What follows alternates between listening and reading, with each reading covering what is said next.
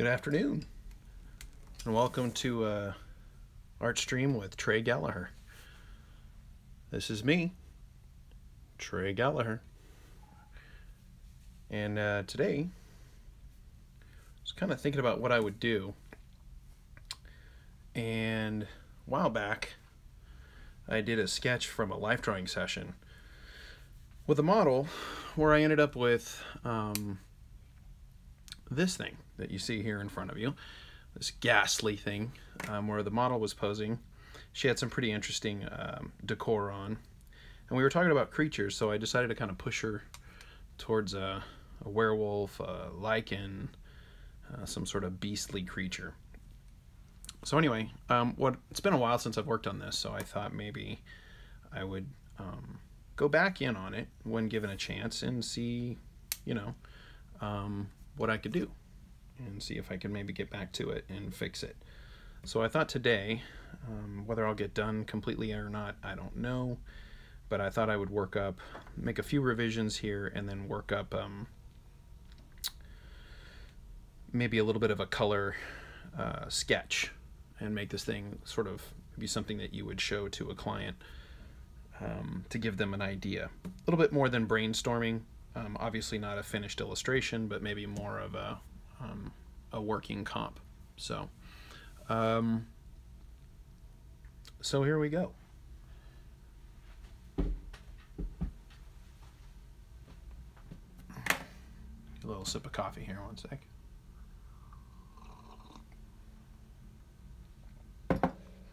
Check my screen real quick.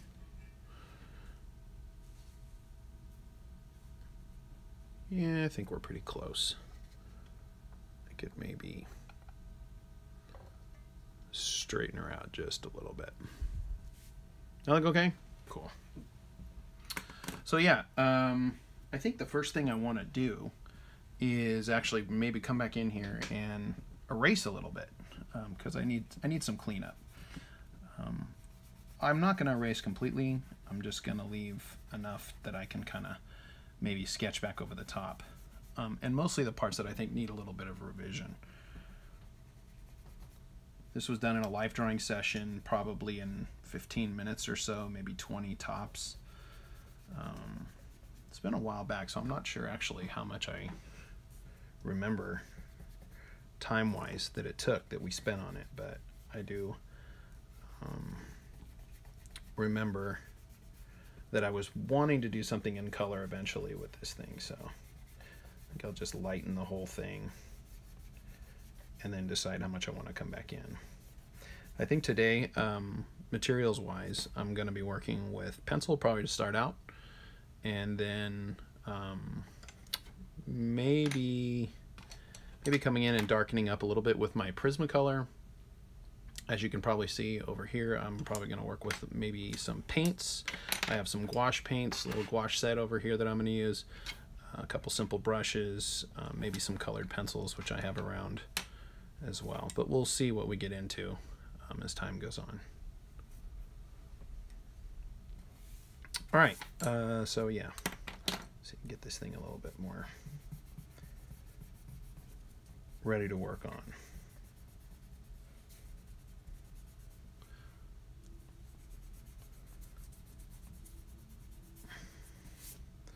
If you're all having a good week out there in Twitter land and Twitch land and Instagram land and all that good stuff. As maybe some of you know, I mentioned before, I'm actually an instructor. I teach in a game art and animation program, teaching mostly concept design, character design, related classes. I teach a lot of life drawing, some environment design as well. So, but we're off this week, so yippee! I'm actually feeling pretty good. A little time off does the soul good. So we'll start in here. All right.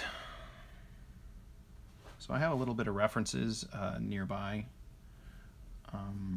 where I am actually trying to look a little bit at just some general reference for maybe anatomy. I'm picturing this being sort of a creature that is, again, half wolf, maybe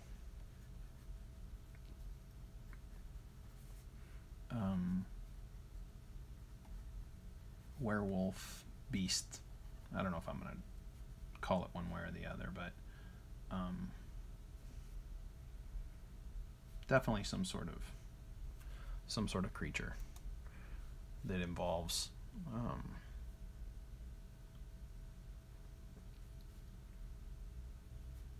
dog-like features, most likely on a sort of human skull. I think my thought was I'd go slightly more female.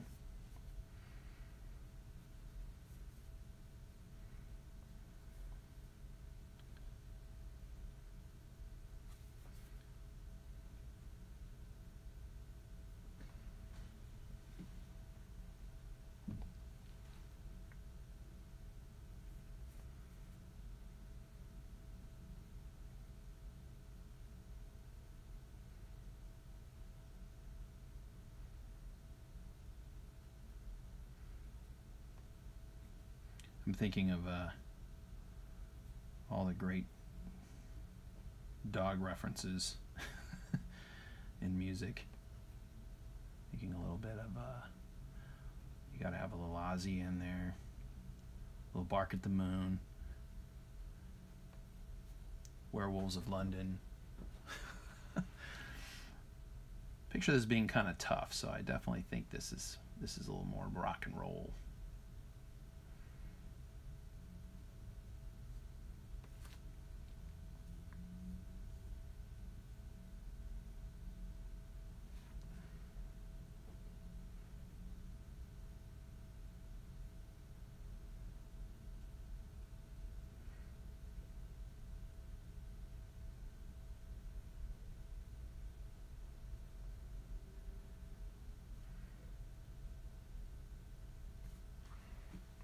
And I'm not going to totally redo this. I mean, I'm going to stay mostly with the same concept, I think, at this point. But I did want to kind of fix it up a little bit. So anyway, like I was saying, as an instructor, we're actually off this week. We are on our summer break. So I am getting a chance to get the studio cleaned up and get things, of course, ready for next quarter. But I am actually enjoying a couple of days off with the family, which is great.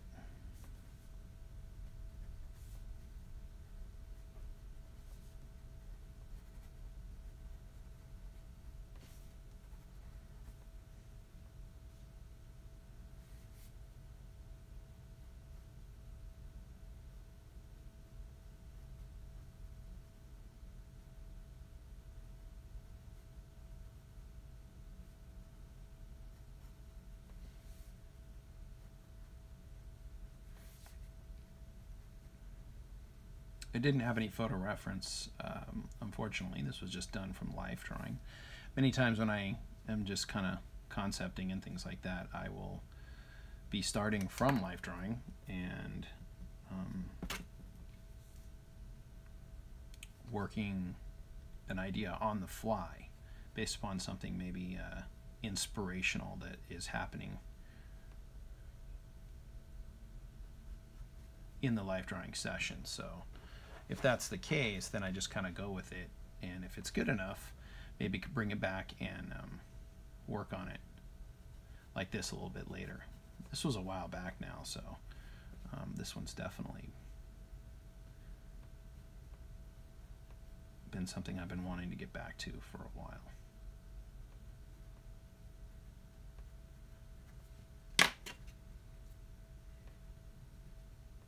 So I'm a little bit more reliant on my drawing since I wasn't at that live drawing sessions for a while now. So I'll probably end up creating a little bit more of my reference. Now, when it comes to reference, depending on what you're doing, I think if you're more on the illustration tip and you're going for realism, you have to get really, really great reference. If you're a concept artist and you're working a little bit more for many ideas versus one more finished idea, then we can let a little bit of that anatomy slide, at least in the beginning stages, in favor of multiple ideas. And I guess this would be a little bit more like a finished piece that I might be doing after having done some thumbnails. But whatever it is, I was just sort of inspired and been meaning to get back to this, and I thought it might be good today. But you can't draw what you don't know. And of course, great design doesn't always have to reinvent the wheel. There can be a lot of inspiration coming from real life. There's so much great reference out there available on the internet, on the interwebs, of amazing real life stuff from nature, and it is not completely necessary to invent everything out of your imagination. In fact, I think the more you work from some sort of anatomy or references or a creature or a figure to start with, the chances are the more convincing your finished design will end up being. Ooh, she's kind of poodle-like, huh? I don't know if I like that or not. Now we'll see. Got a little bit of that frizzy, kinky pompadour kind of hair here.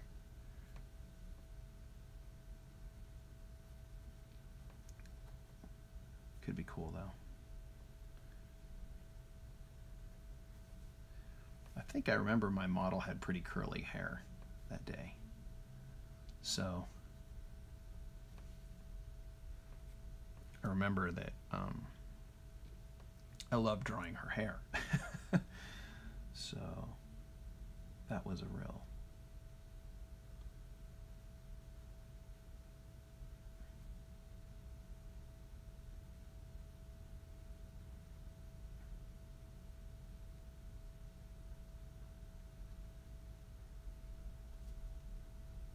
decision maker very early on was the curly hair.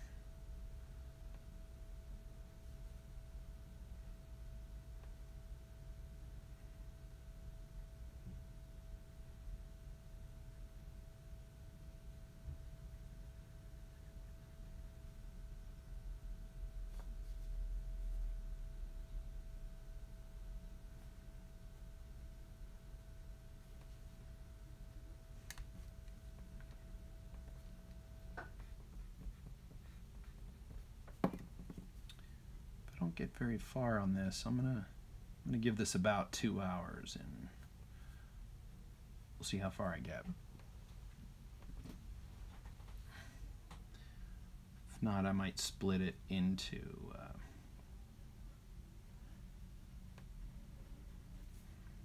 two pieces.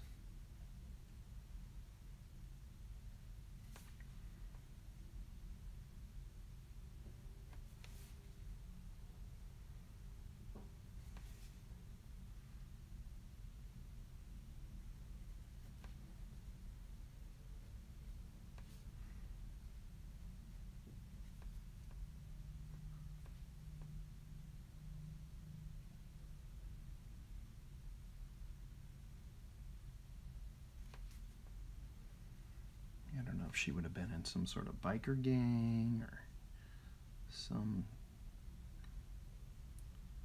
tough group that this creature was running with.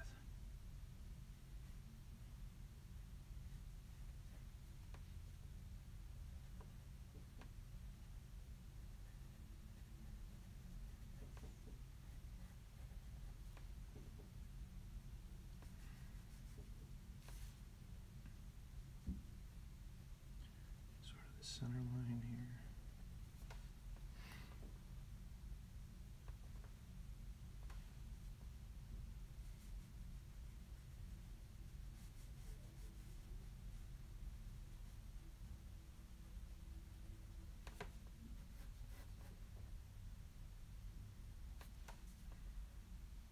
Had a nice Father's Day. Spent with the family.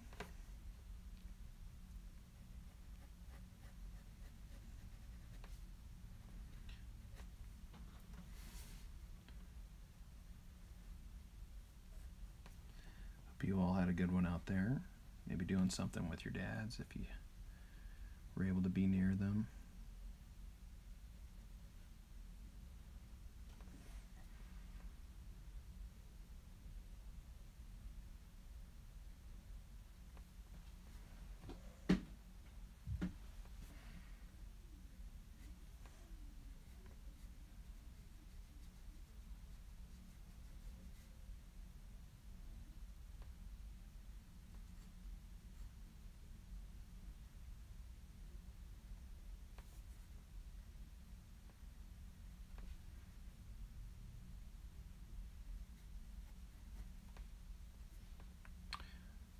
So I think it's all about the merger of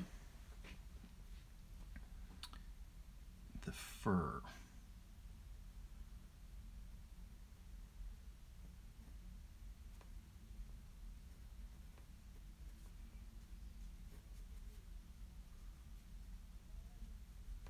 I want her to be kind of seductive and feminine, but kind of tough too. And obviously her creatureness is going to make her pretty interesting.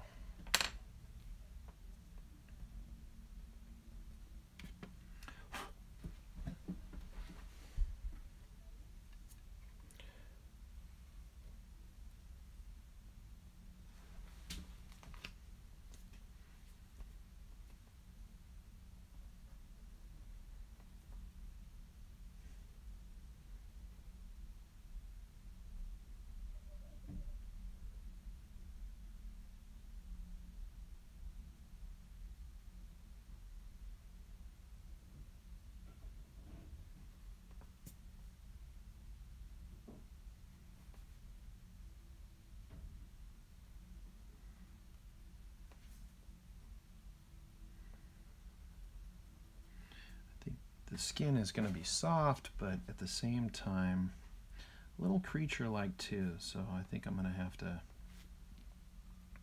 get some reference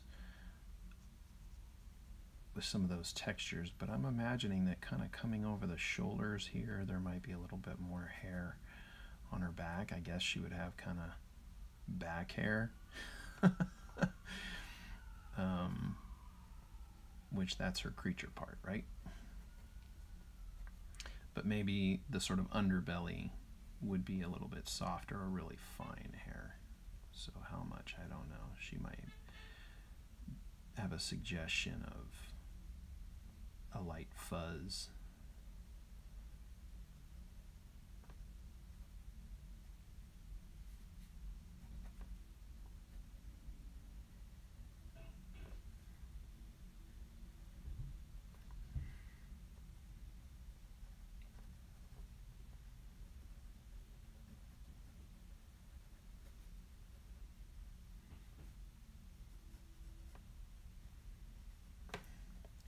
She had this kind of,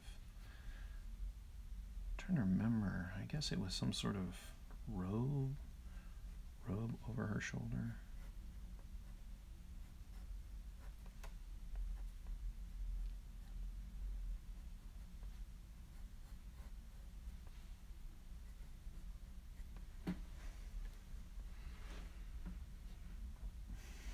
Kind of looks like she's saying, "Don't piss me off."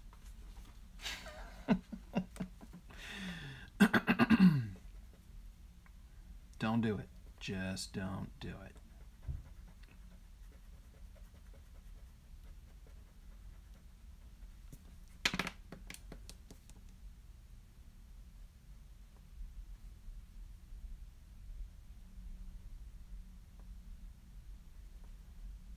Suggestion of the canines.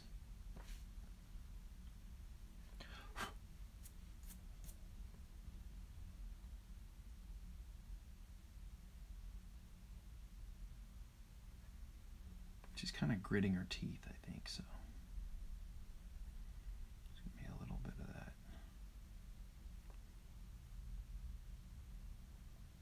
baring of the teeth.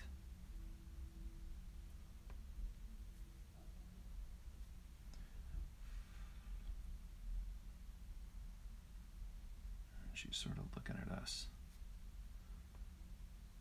So I think we got to put that eye a little bit.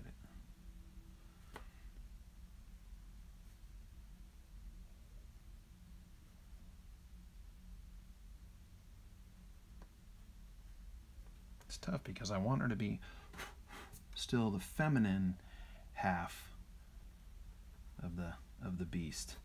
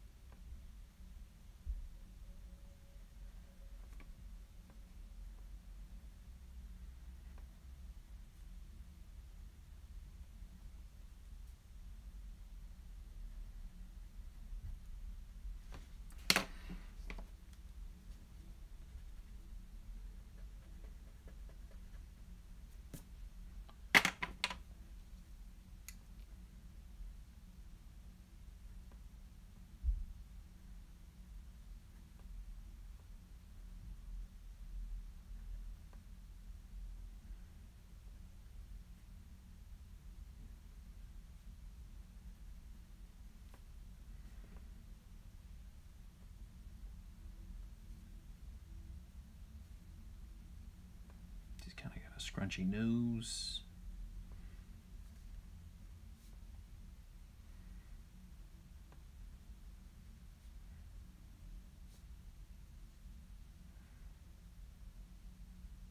Some parts of her human anatomy still kind of coming through.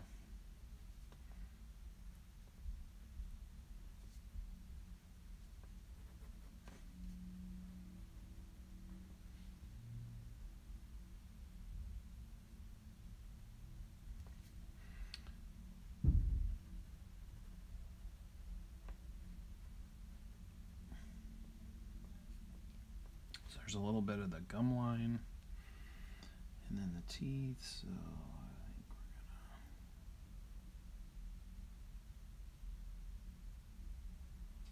gonna keep a separation between those two. It's a sense of her kind of baring her teeth.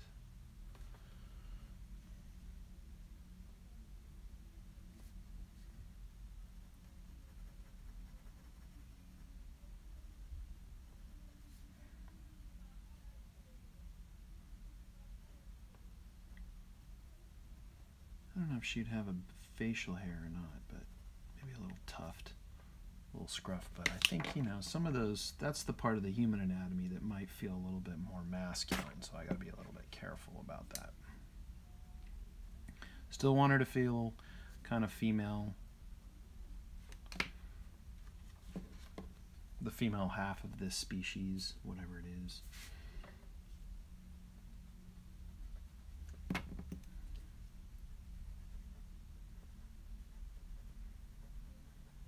Kind of get her hair a little less smooth around the edges.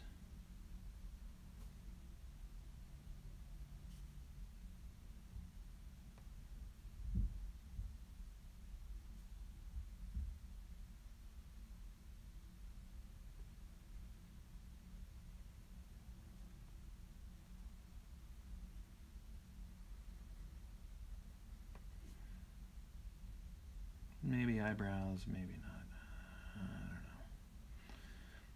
Somewhere in there it's the border of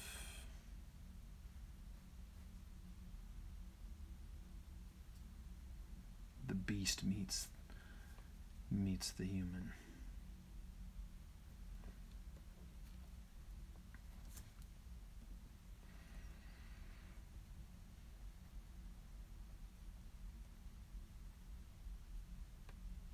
texturing.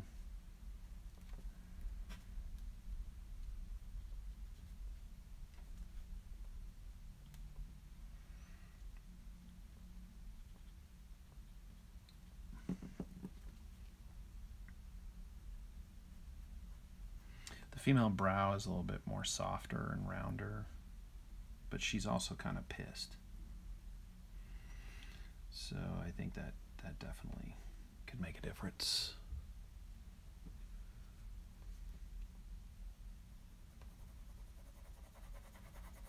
Throw a little shadow down here just to start creating a little bit of contrast to those forms.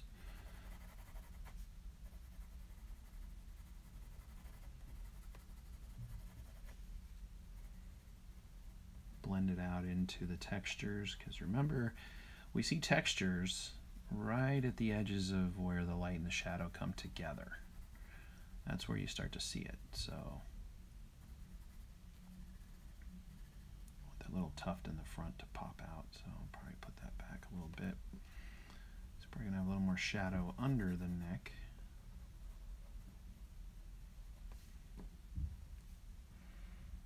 And now that I'm looking at it, I think I'm going to smoothen out this arm. I want her little soft bare shoulder. It might be one of the last soft things remaining here. Also going to come back a little bit on the pectoralis there. She's kind of dog, but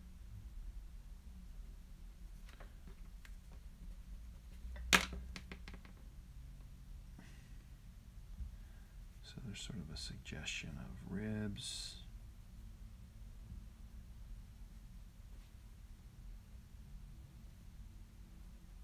Okay.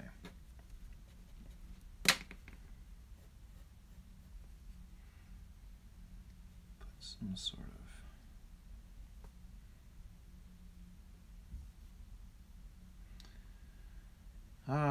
the challenge lace. That will be definitely a little bit challenging, but just going to work up a concept sketch on this one, so not too worried about it.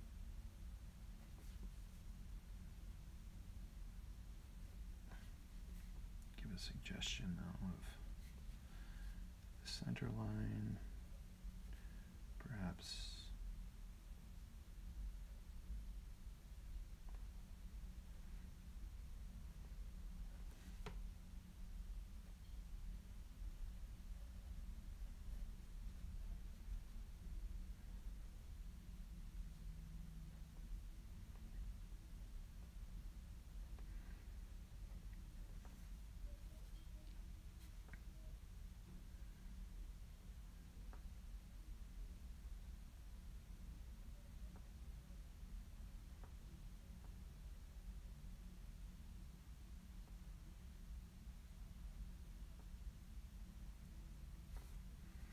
Something that laces maybe all the way up.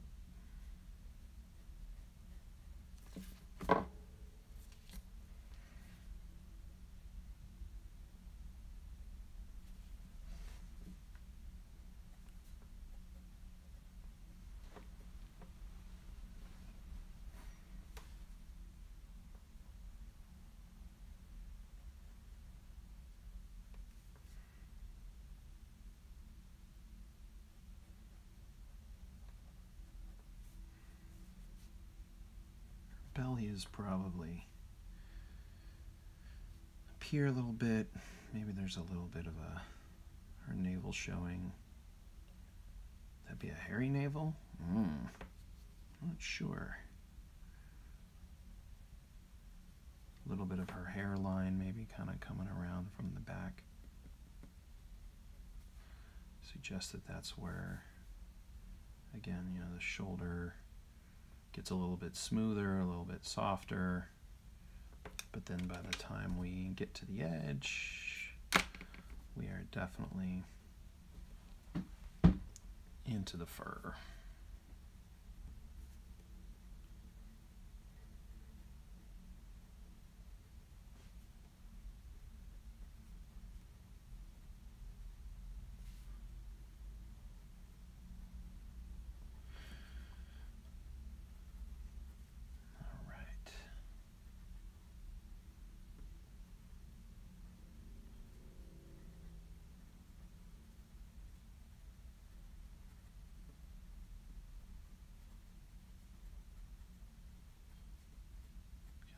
maybe there's a little, her hair might be a little tufty around the edge there.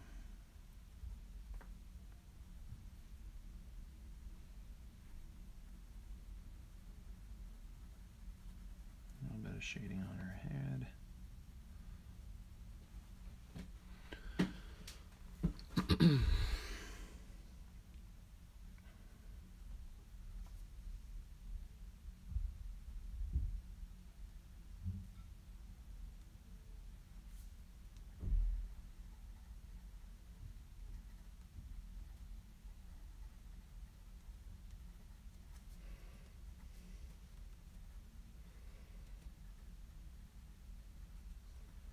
Thinking a little bit about that poodle hair kind of coming into the human hair, I guess, and maybe even poodles, if it's fur or hair, you know, some dogs are hair and some are fur. If they don't shed, they would be hair. And if they do shed, it would be more on the fur. I think I picture this being a little more hair-like, so give her a little bit of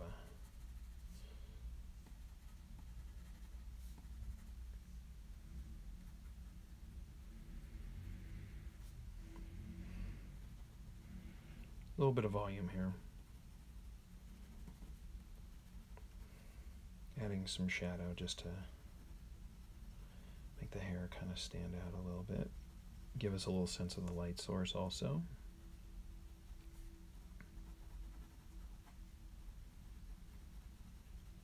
Probably a good portion of that's going to drop back underneath.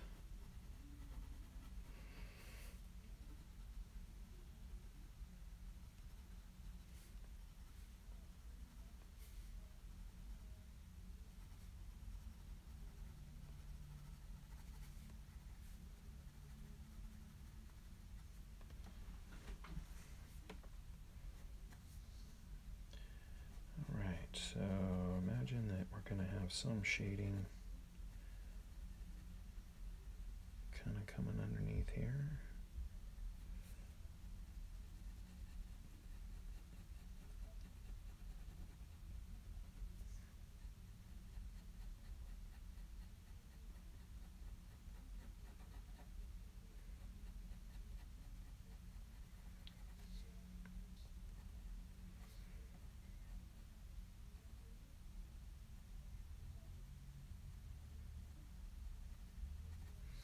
Go real light. Maybe there's a little bit of like reflected light bouncing back on that back edge there.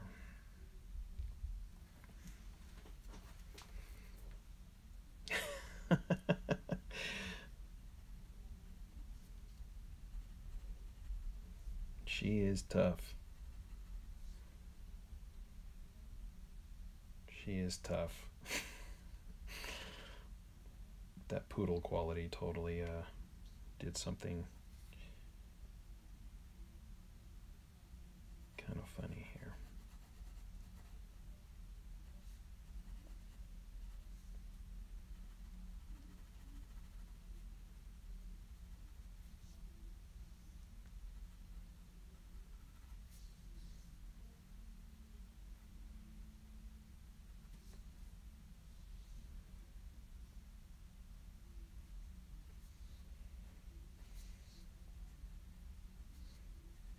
Hey, it was just a concept one day. Don't hold it against me too much.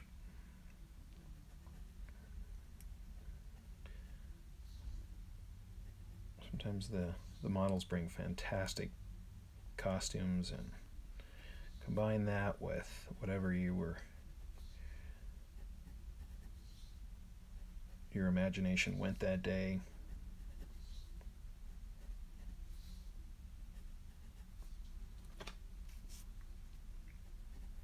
And we get weird ideas.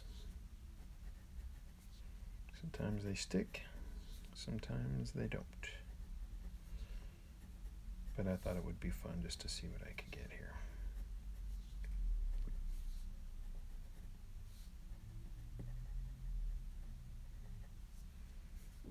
probably a little bit of shadow sort of underneath here.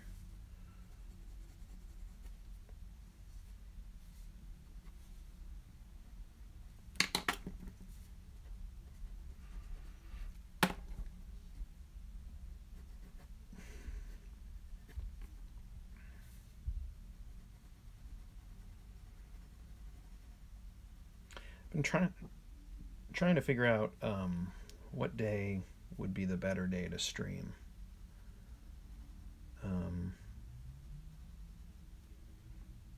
I'm often up at night, but I'm also a dad, so I definitely can't run the kind of hours I used to. But I don't know when you guys are out there the most. If you are out there, maybe let me know. You know what days, times are better. But I'm thinking for me it's maybe Friday. Friday about this time. I'm frequently available on Fridays about this time. I like doing the late at night thing too, but yeah, it's not always easy with having a son that sometimes doesn't want to go to sleep. So it can make things a bit challenging.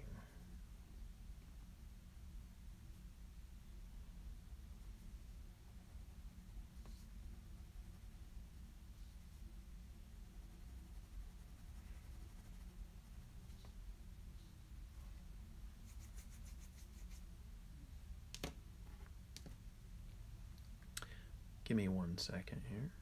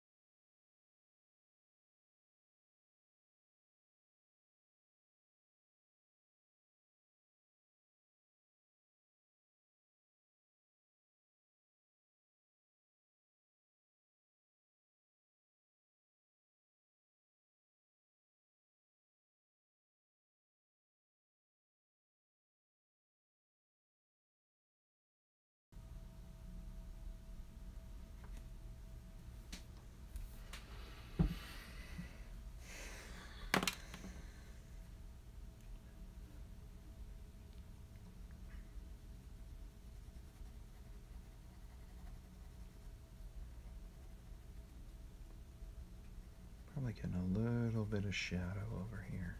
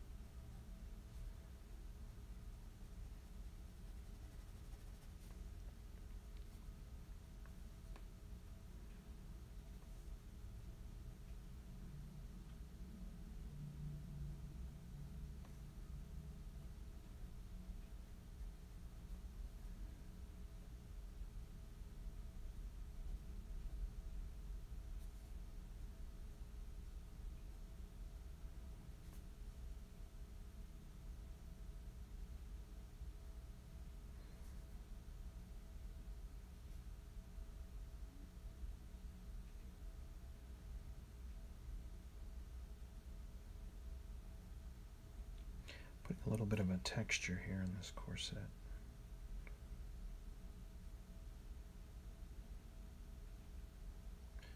Imagine it's going to be something kind of lacy, but to be honest, I'm not real sure yet. We'll see what this gets. Again, kind of working it a little bit on the fly.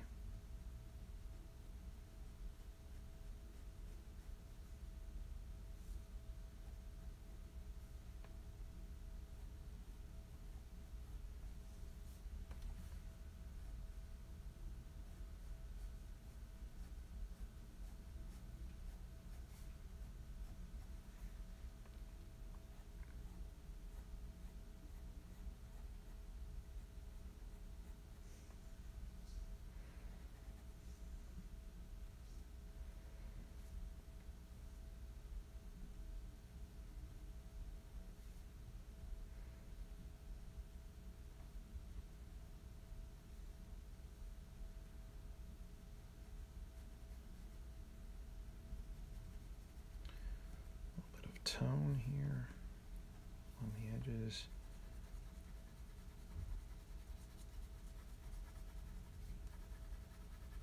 Probably overall darker hair, I'm guessing.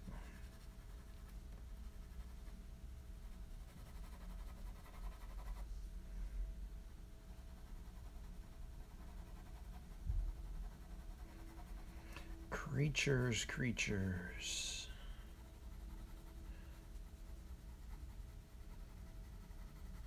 I wonder where the creatures lie in the psyche of our brain. How the heck did we end up on down this road of inventing creatures? Why the need?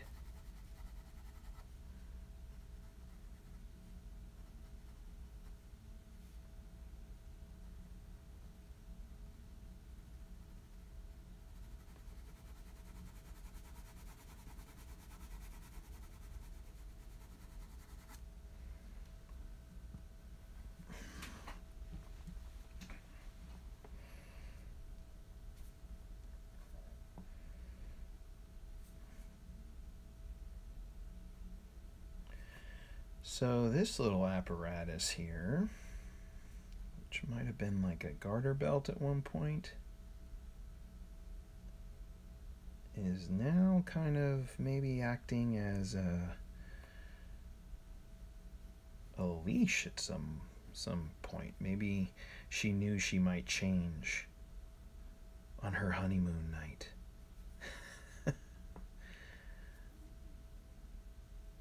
So to protect her spouse,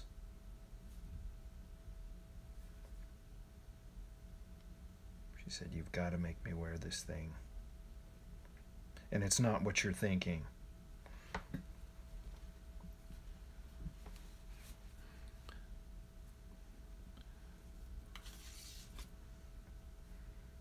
It's to protect you and me.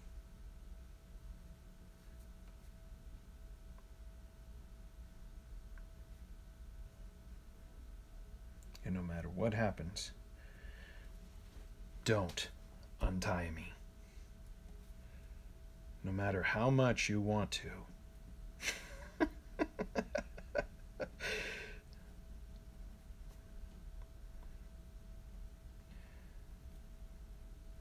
Okay, enough of the craziness.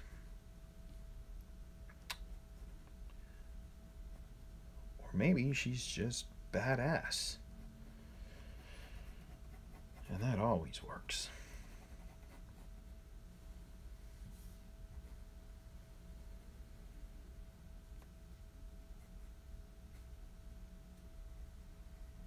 Badassery.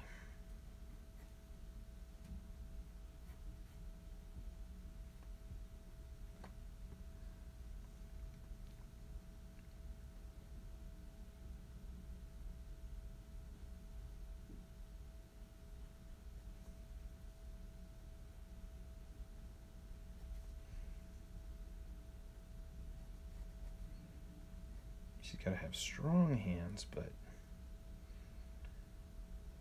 feminine hands, but kind of claw-like.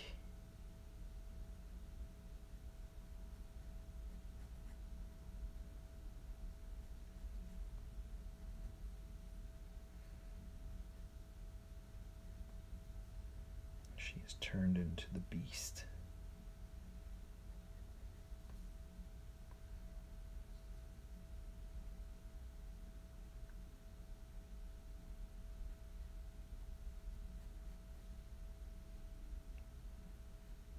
Come back a little bit on this one. The hand was kind of big before, and it probably still would be, but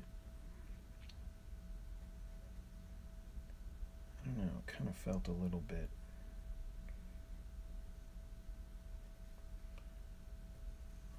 much for her size, so bring that back just a little bit.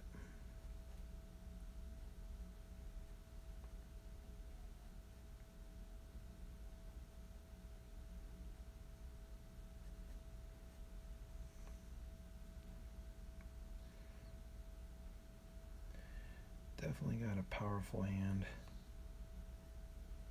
but maybe just a little.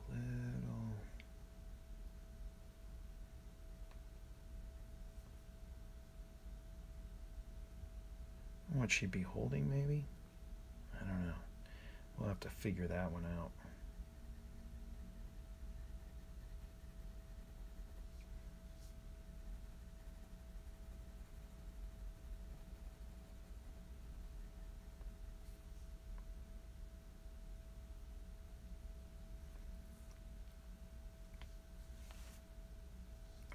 Maybe this would be better with some sort of sheen.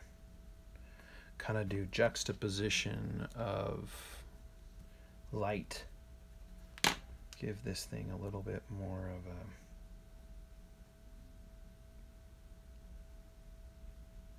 of a reflection.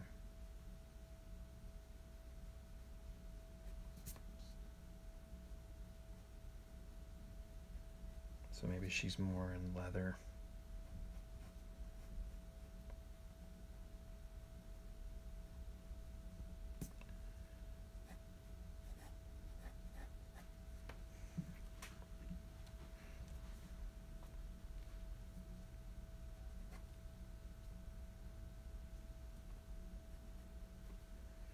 This seems very robe-like.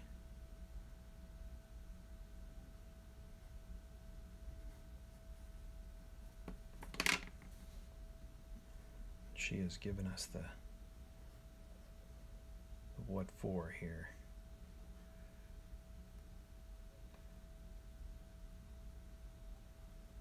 What is that voice? How dare you? No. I won't even try. I'll spare you.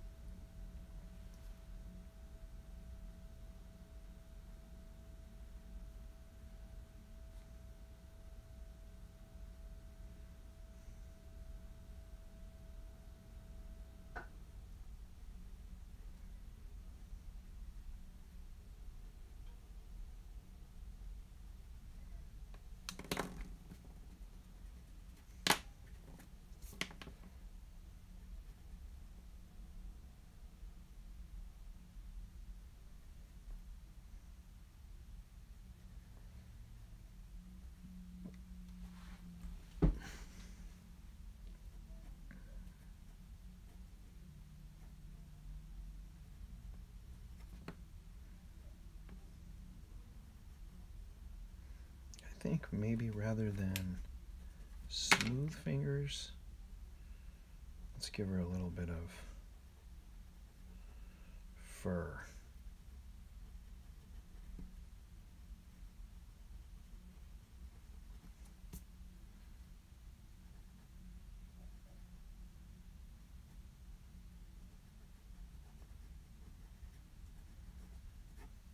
And then maybe we'll do a little bit of the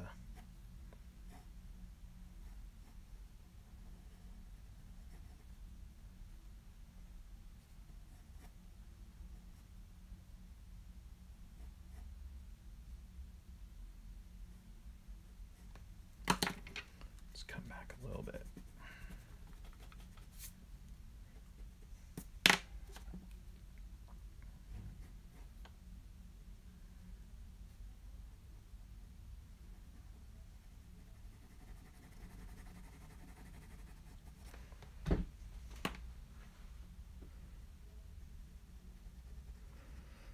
Remember, shadows can denote texture. Shadows are edges. Edges are where we can get light and shadow coming together. That's where you're going to see the texture. So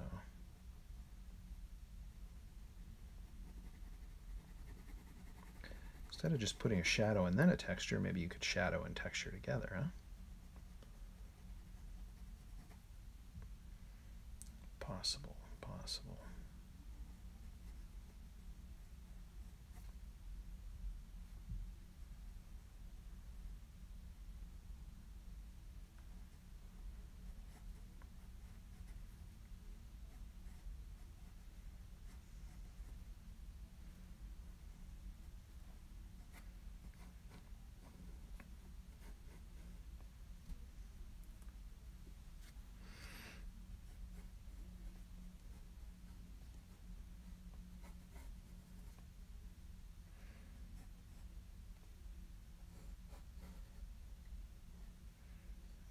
This was kind of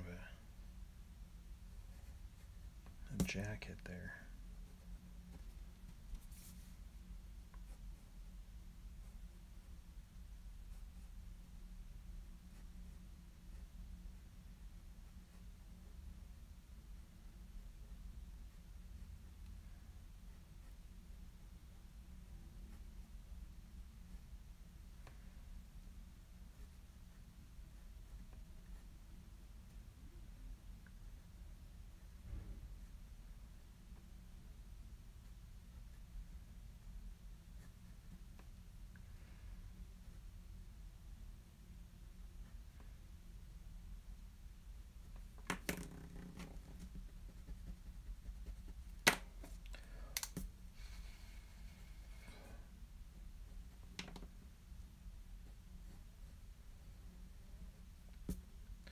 Now, pants or not pants? Well, hairy legs might be in favor for some, but maybe, I don't know, depending on what was going on. I think basically is what we're talking about here. If she was in a romantic mood just before this then it probably wouldn't make sense to be wearing pants. But if she is a badass leader of a brigade or a resistance, or she's the queen of the underworld, then maybe leggings might be a little bit better.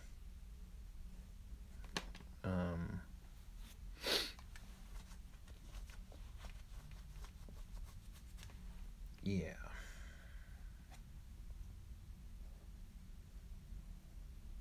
I think maybe we'll go with leggings. Family show on this here Twitch stream, this here live stream.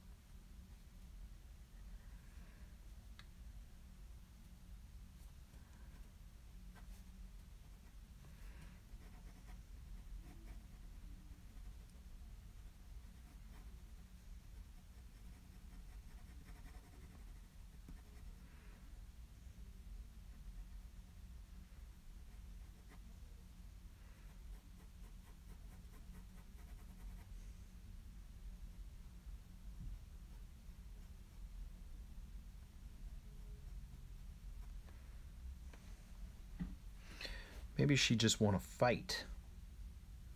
And she's in her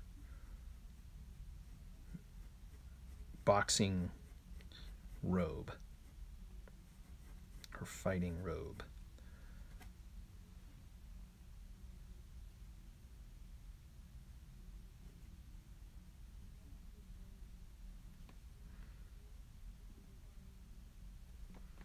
Sort of implies that it goes around her back. Maybe she was kind of pulling this thing off.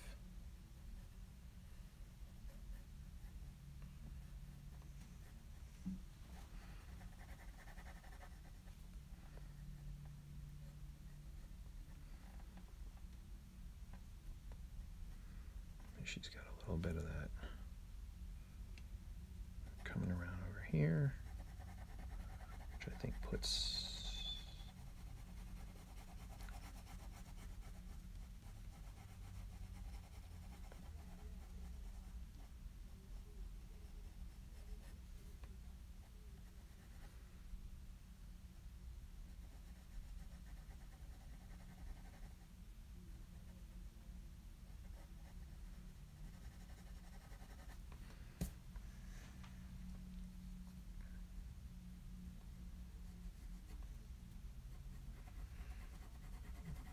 the idea that maybe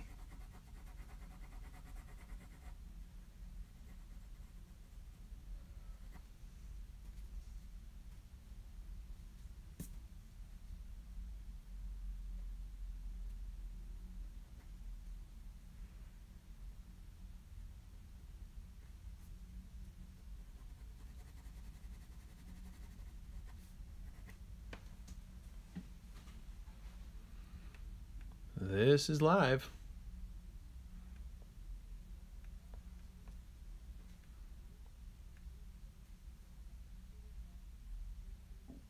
Monty Fox, thanks for joining. This is a live stream.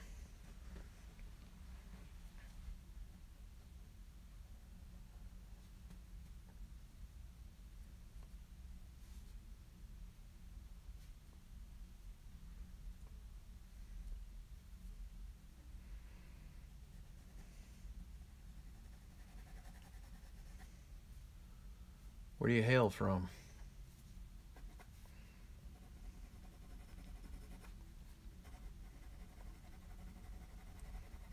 I'm always curious to know where people are listening in from.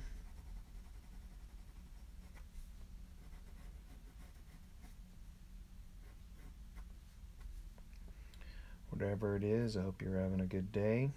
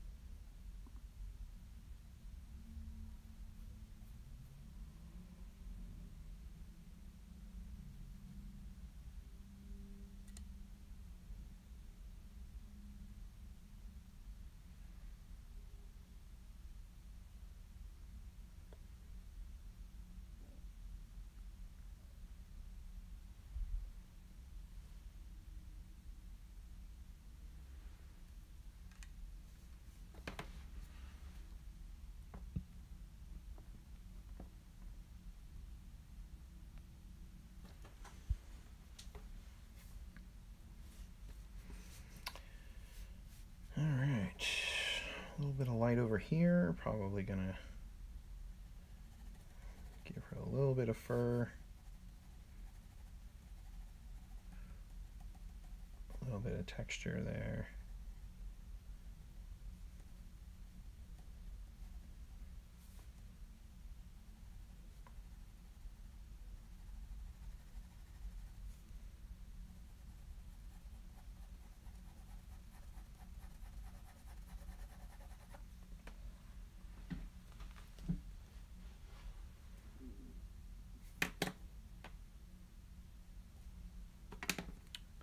I like the idea of this texture a little bit. I think we'll go with that.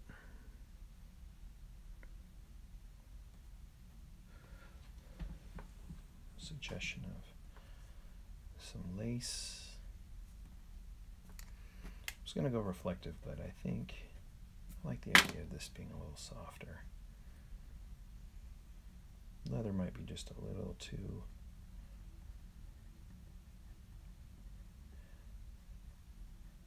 hard.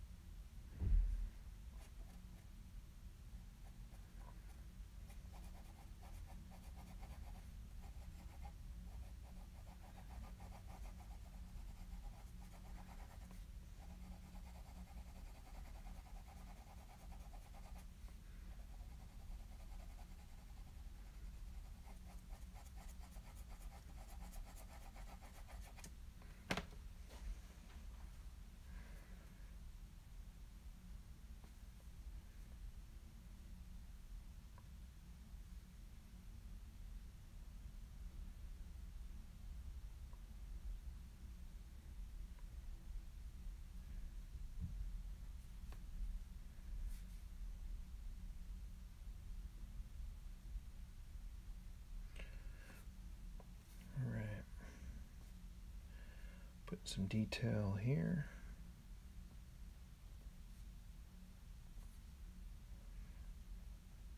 Some sort of harness.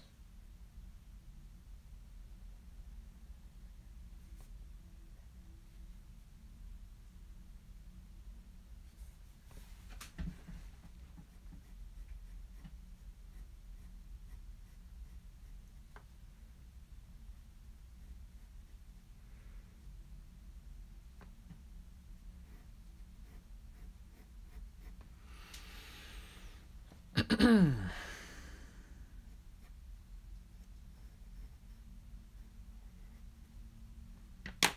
think I'm going to back off on this piece right here.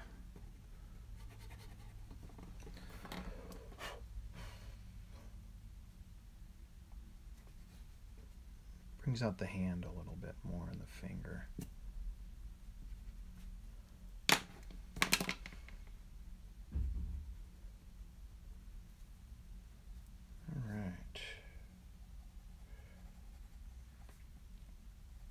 More contrast down here.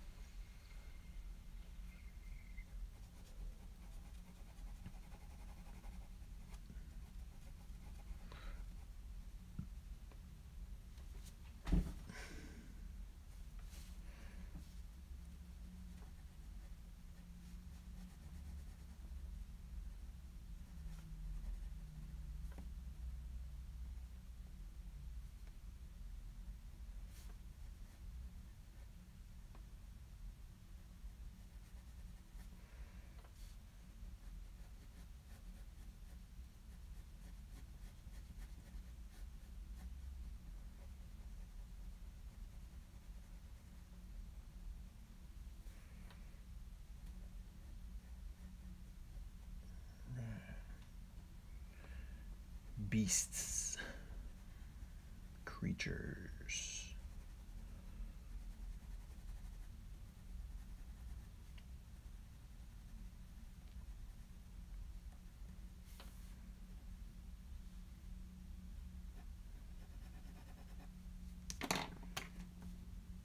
Just a little bit of lightness back in here.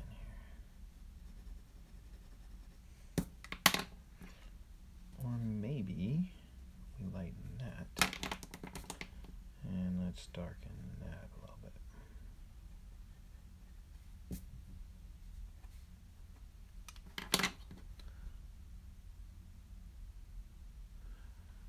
Thank you, I appreciate it. Thanks for tuning in. I was all alone there for a while.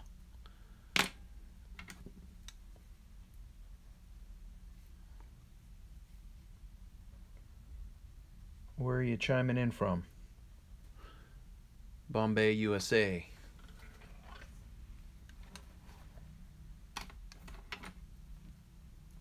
Thanks for swinging by.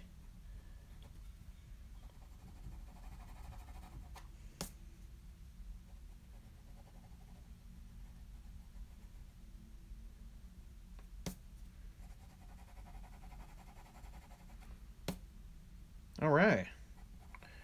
I was up there last summer. We're coming to you live from the Bay Area. So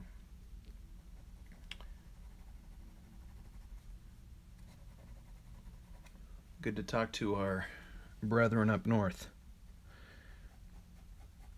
Had a chance to go through Portland, well, the whole state really. Beautiful up there. The land of lakes and rivers.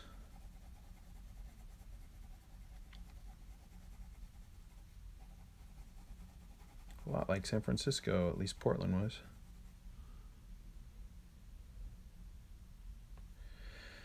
Well, we'll see. Where do we go? Took the family, so we did the Columbia River Gorge. Drove out to the coast and pretty much drove the whole coastline from Seattle, not Seattle, sorry, to Washington border all the way down to California. So it was nice. That was beautiful, some beautiful coastline. Took a couple of days to do it too, so we didn't have to be in total hurry.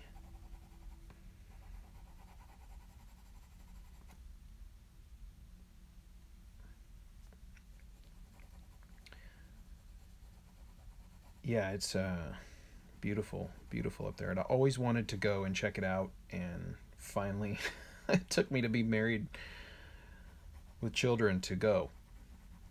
But I finally went, and it was fun. We took about a week. To Portland, drove through Eugene. It was nice. It's beautiful.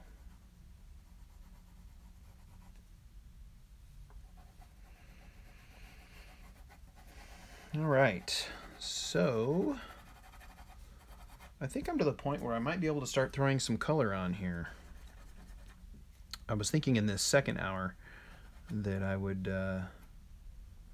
try to get a little suggestion of color, a little more tone. See if I can get sort of a working sketch, proposal sketch. Something you'd maybe show to an art director in the early stages.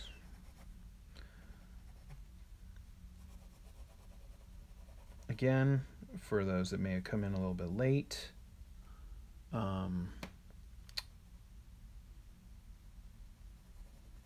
this was actually originally a concept that I just sort of derived from a life drawing session, which is one of my favorite ways to get ideas, because a great model brings amazing costumes and poses and can just really inspire you. So sometimes life drawing in and of itself is just an amazing place to get ideas, and that's kind of what happened with this. I'd been working with this model, and she had some interesting stuff to wear, as you're seeing here, and then I thought, well, how could I do more than just draw the model, right? What else can you do? So a little bit of brainstorming on the fly, turn it into a little something else, and we're off to the races, as they say. So it was fun. It was a while back, so I haven't touched this thing in a little while, so I was don't have as many memories as what I had from before, but I'm kind of winging it here. But I thought it'd be a fun one to work up. All right, well, I guess maybe I'll just finalize a little bit more of these leggings and a few more shadows, core shadows figured out, so that I can be able to put some tone on here and know where my light sources are, etc. So I need a little more clarification.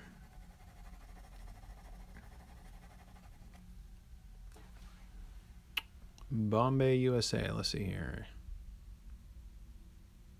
Do I ever scan it before I apply the sketch? No.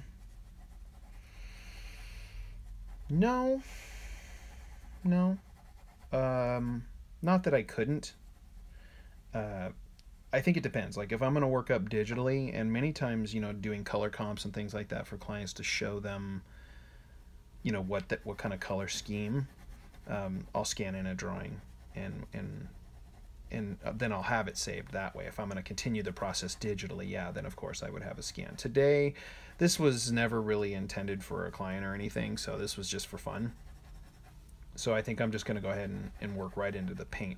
Also, the paper that I'm working on here today is Bristol. And Bristol takes really well to working with wet medium. So yeah, I could, but I'm doing this live here for the stream, so I'm just gonna probably paint right on it. Just go from there.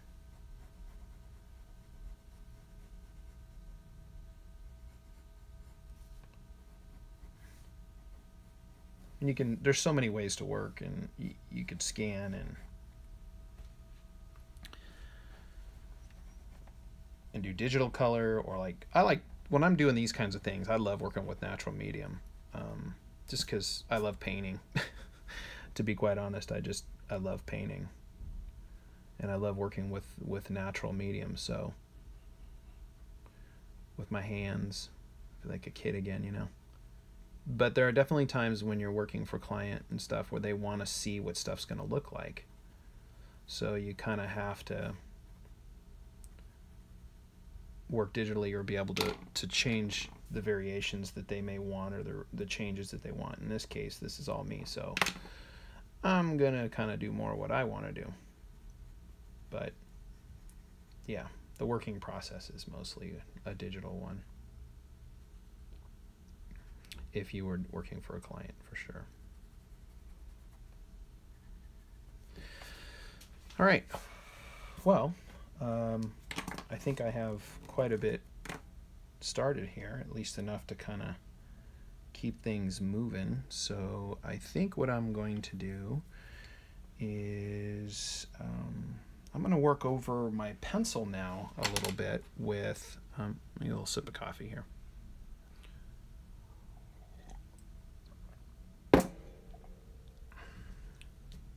I'm going to work over the top here with a little bit of Prismacolor in a few places where I may need an edge that's high contrast, or maybe actually in an edge where I have low contrast, because sometimes you need to just hold on to an edge. And here's the thing, since I'm going to work in water medium,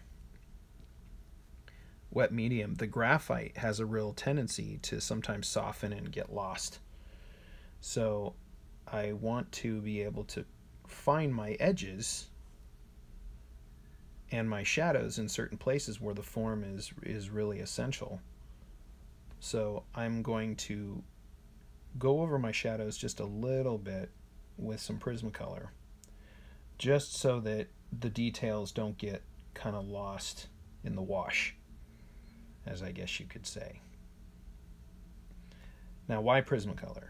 Well, the Prismacolor is oil-based and is not water soluble, where the graphite, with enough pressure, you could make graphite wash out.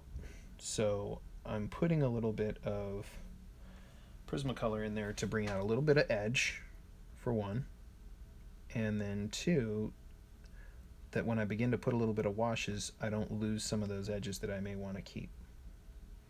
Now I got to be really careful though, because I didn't really intend for this to be outliney. This is not toon art. This is more realism. So it is still about tone. But again, if you don't want to lose your tone, then you need to keep it. And some people have a variety of methods. I mean, they could try spray fixative, things like that, to kind of lock it down. But personally, I'm not enjoying or desiring to use spray fixatives anymore. I actually used to experiment a little bit with that stuff to lock things down. But then fixatives resist water, and they create, you know, they don't, even workable fixative to some degree doesn't take wet surfaces right away. So yeah, we're moving away from that stuff, not towards that stuff.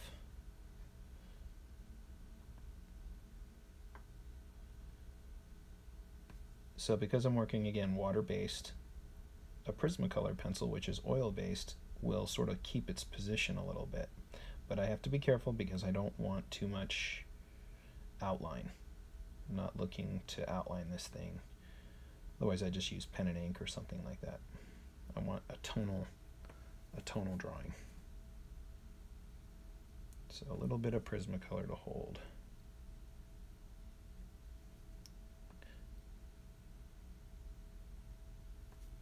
Just in a few places. A little bit of tone I may want to keep. The edges of this hair. Easy to get kind of lost.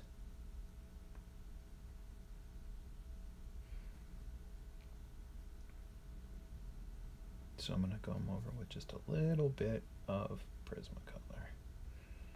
Just along some of those edges, just to kind of keep a little bit of that. trying not to use too much line. It's mostly tone. I have nothing against line drawings. In fact, I'll probably be doing some of those kinds of things a little bit down the road.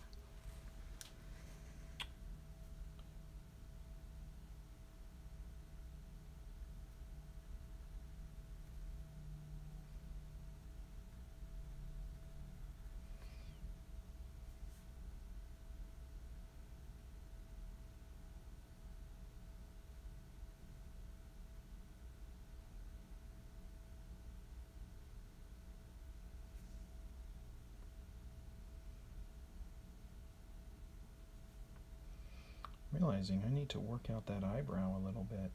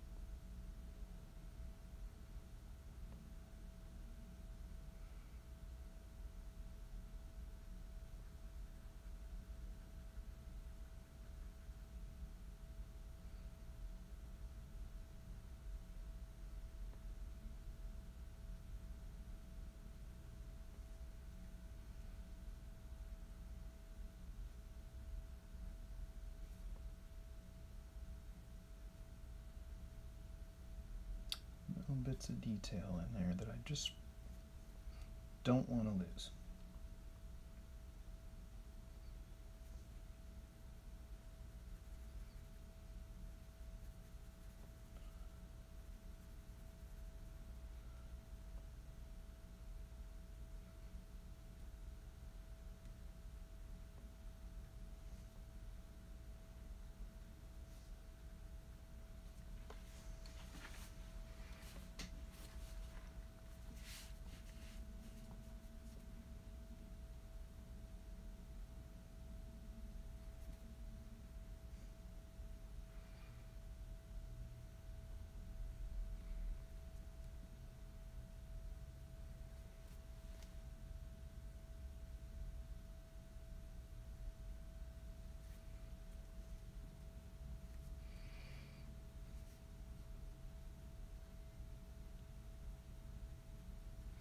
Prismacolor will resist graphite a little bit, for sure. It doesn't take to a heavy graphite area necessarily really well, so be a little aware of that.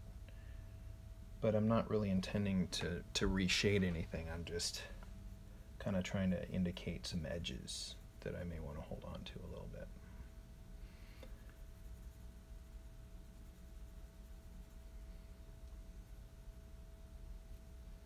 To make certain things pop out.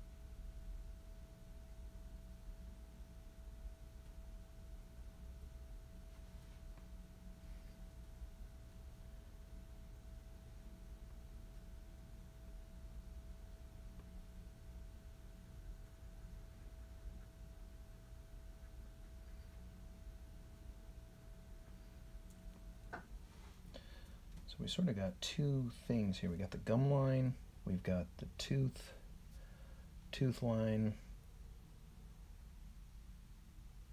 I don't want to overdo too much of it here.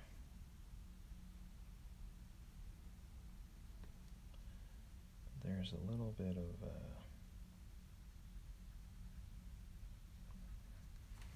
separation in those two.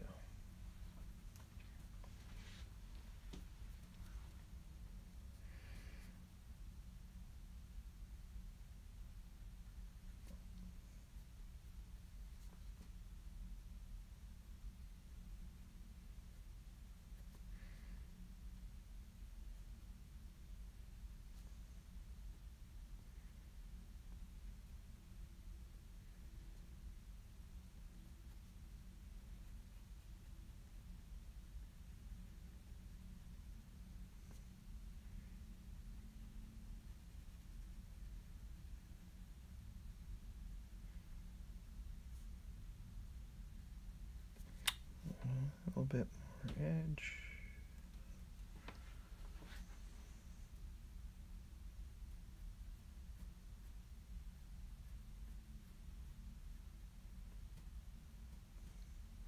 Still debating on the hairy chest thing.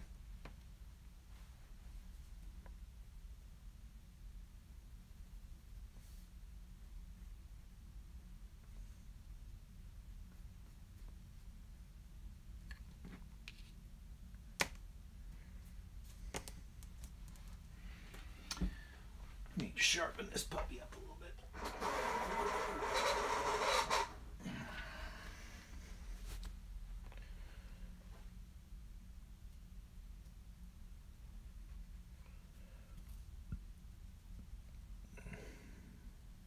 I don't want her to be too muscular in here, so.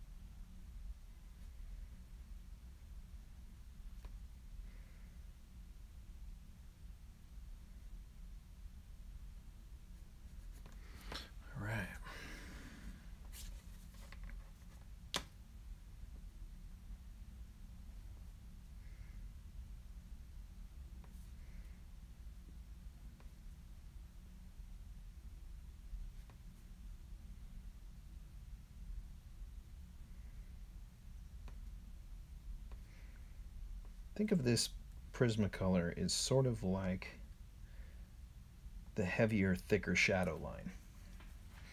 You just want one side to be a little heavier so that the form will pop just a little bit more.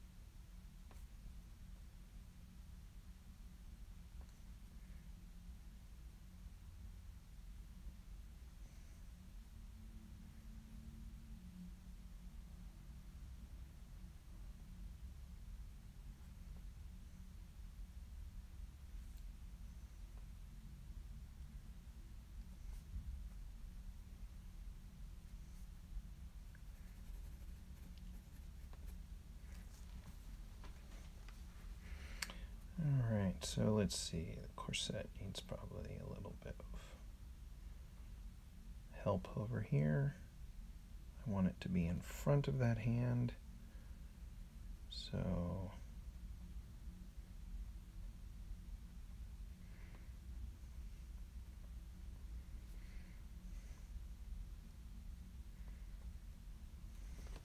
giving that a little bit of help.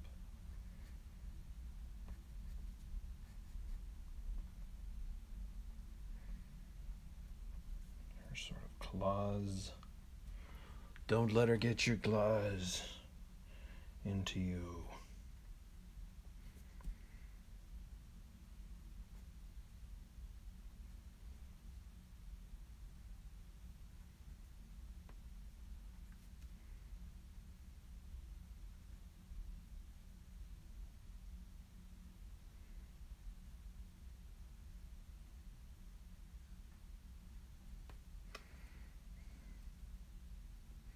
So imagine somewhere back over here, she's got that jacket or robe or whatever the heck this thing is.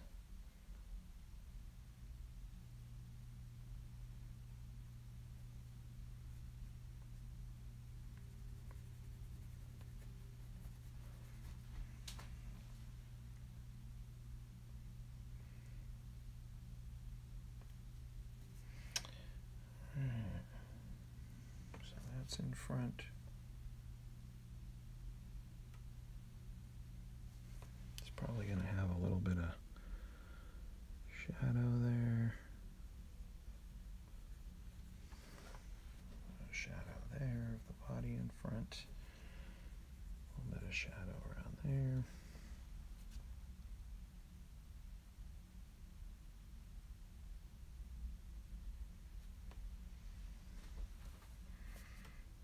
Just a little smidge.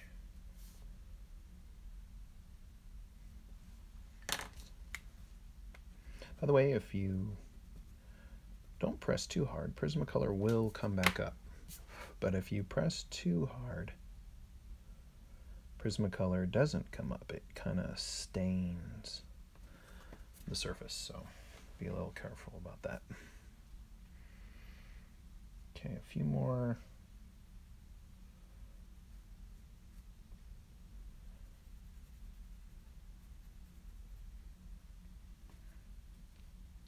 A few more edges to lock down.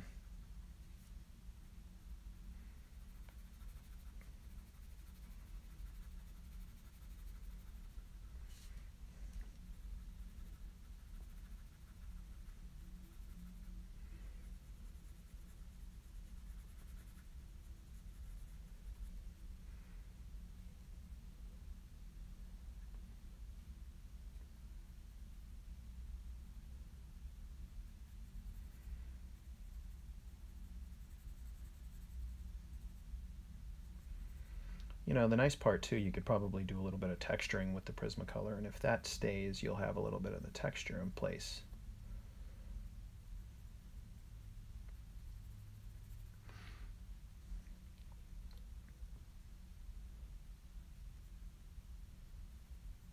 It's probably gonna have a little bounce light coming back up there, so I think a lot of this might end up being kind of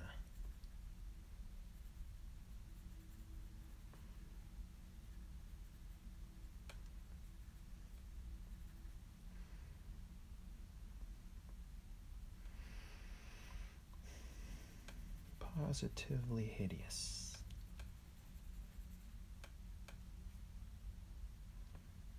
We'll see.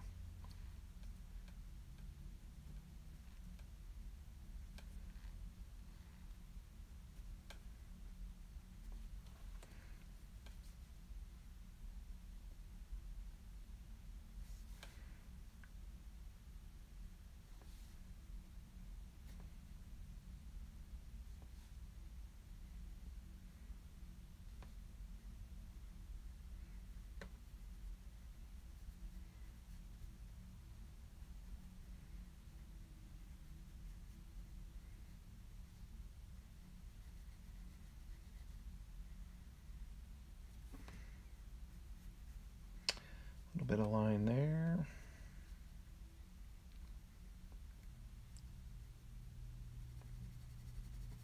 She's giving us the finger. And watch it.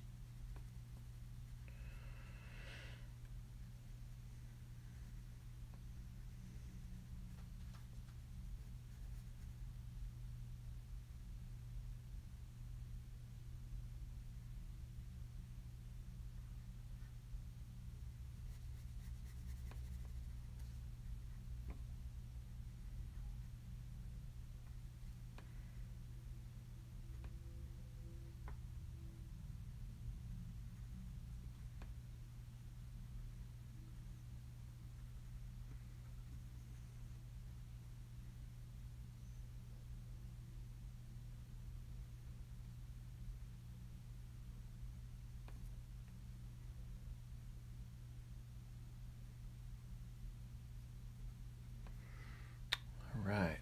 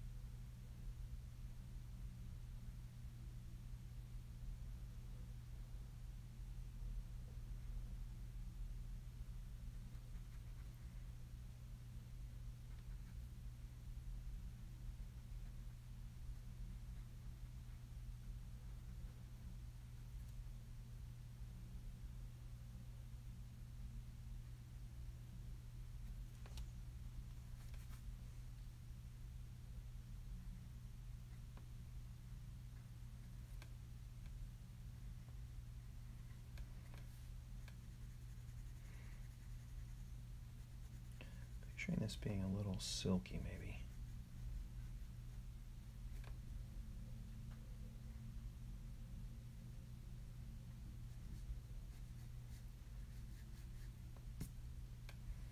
So I'm going to put a little, these are, I guess these would be sort of like reflections, right? And something kind of catching the light. You're going to get a highlight, but then you're also going to get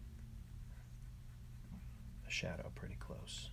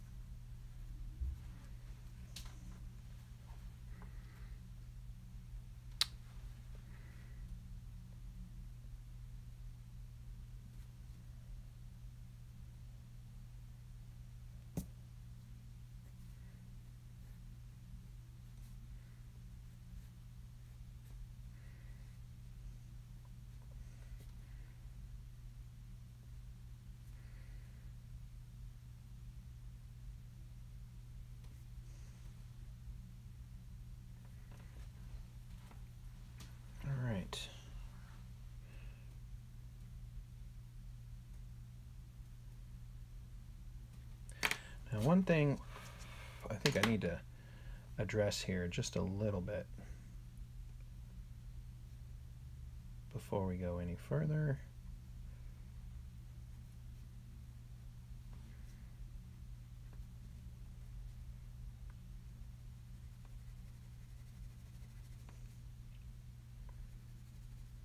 definitely going to have some pretty dark silhouetted stuff back there.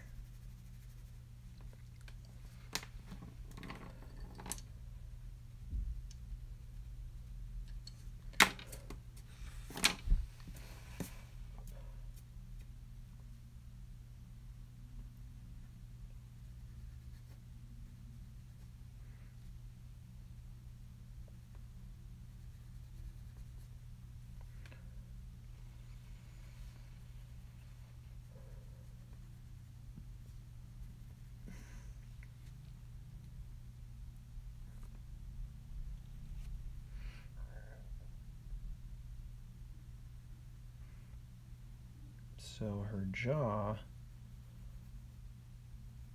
I pictured kind of coming up here, and I want her face to have a little bit of these textures, just a little bit, kind of fanning out as we get to the edges. So maybe she's got a jawline for sure, but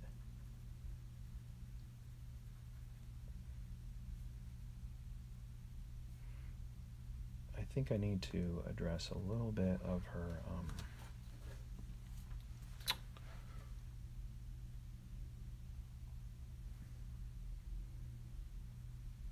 eyebrow. I want a little more determination, I think, on the face, so the eyebrow is a serious motivator here. So if she's kind of mad, then that eyebrow needs to kind of come down.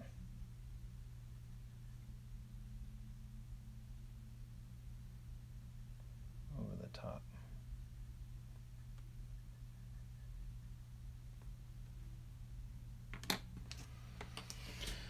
But I think that it can't be too heavy either.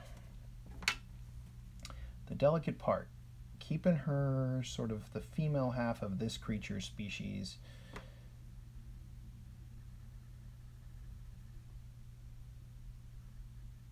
so not too heavy eyebrows. There's just certain things that just end up looking more masculine, I think, regardless, especially if you're doing anything human related at all, anything that comes back into bipeds and humanoids. We start getting indicators that tell us something.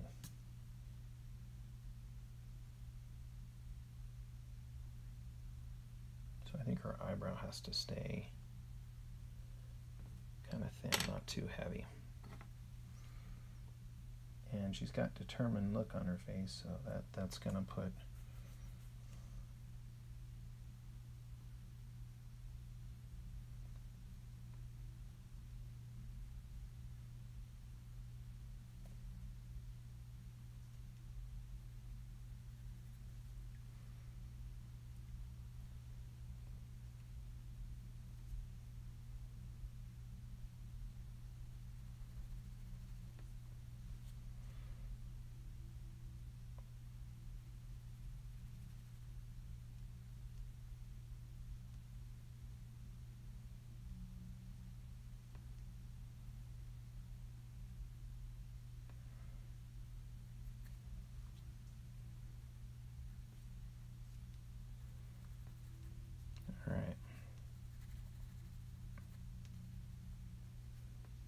we're pretty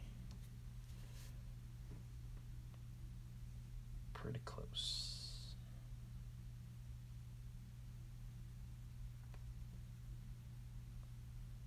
A little more shadow under the eyes.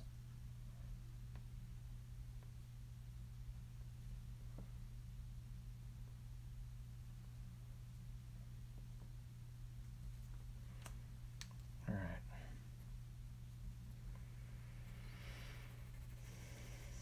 I think we're getting pretty close here.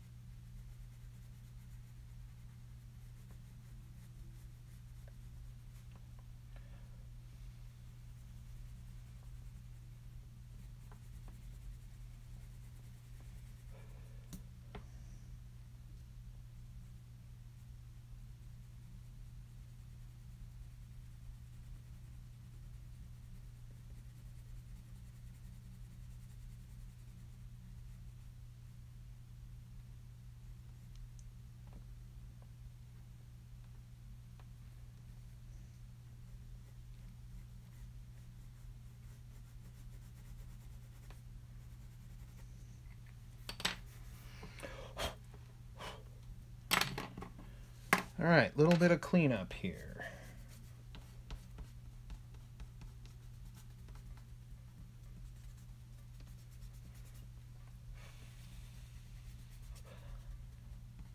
This is definitely a weird one.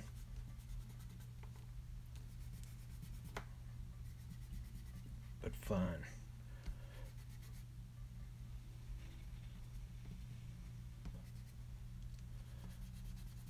And sometimes when we're doing design, it takes many revisions and many variations to figure out the right solution, and this one was taken pretty quickly, but mostly just for demonstration and practice. And so let's see what we can do.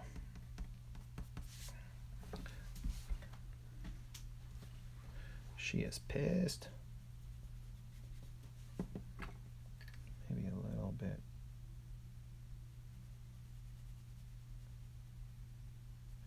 Oh, one other thing I may need to do, actually, come to think of it.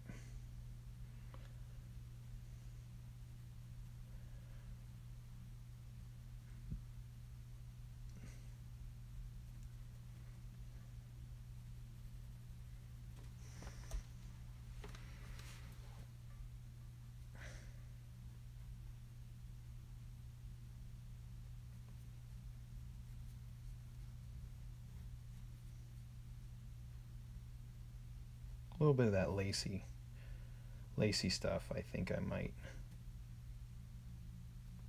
use.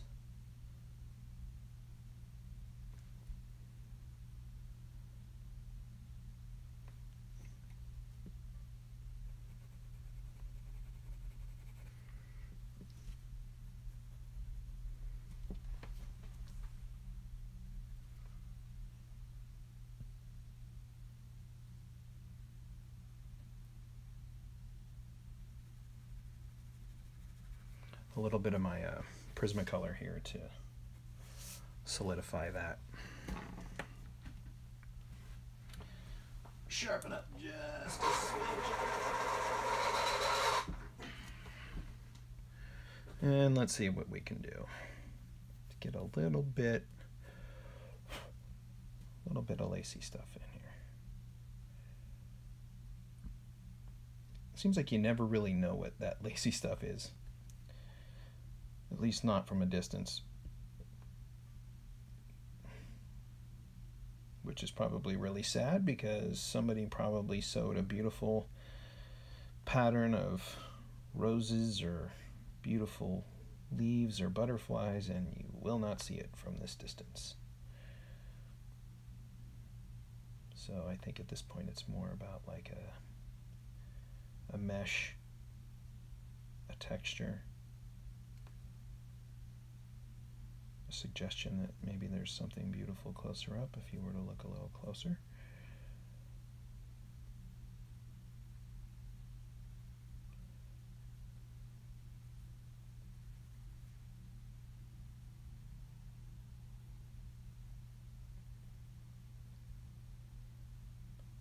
Flowers, dog bones, whatever this character might have, this creature might have in detail there. The nice part here too is I'm able to get a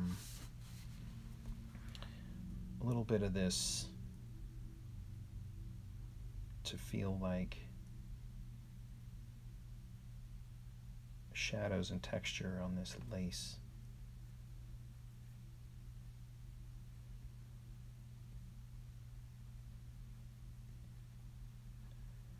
So it's kind of doubling as a texture and a shadow at the same time.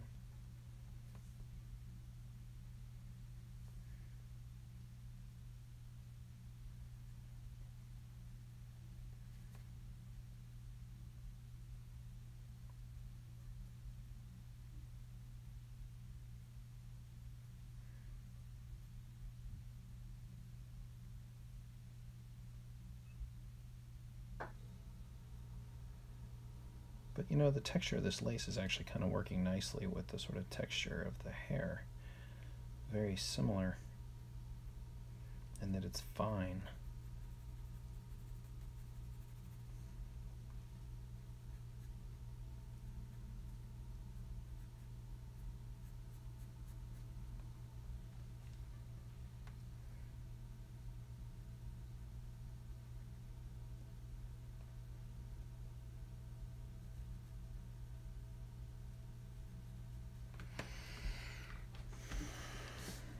All right. I think we are ready.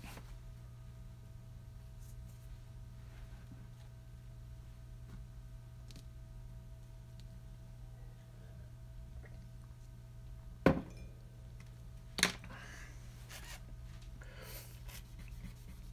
gonna clean up so there's no extra graphite anywhere that's would impede the brightness. We are gonna need a bit of brightness, a highlight, a location of a highlight somewhere on that fur, while at the same time indicating form with a little bit of shadow. So very important to get those highlights where you're gonna get them.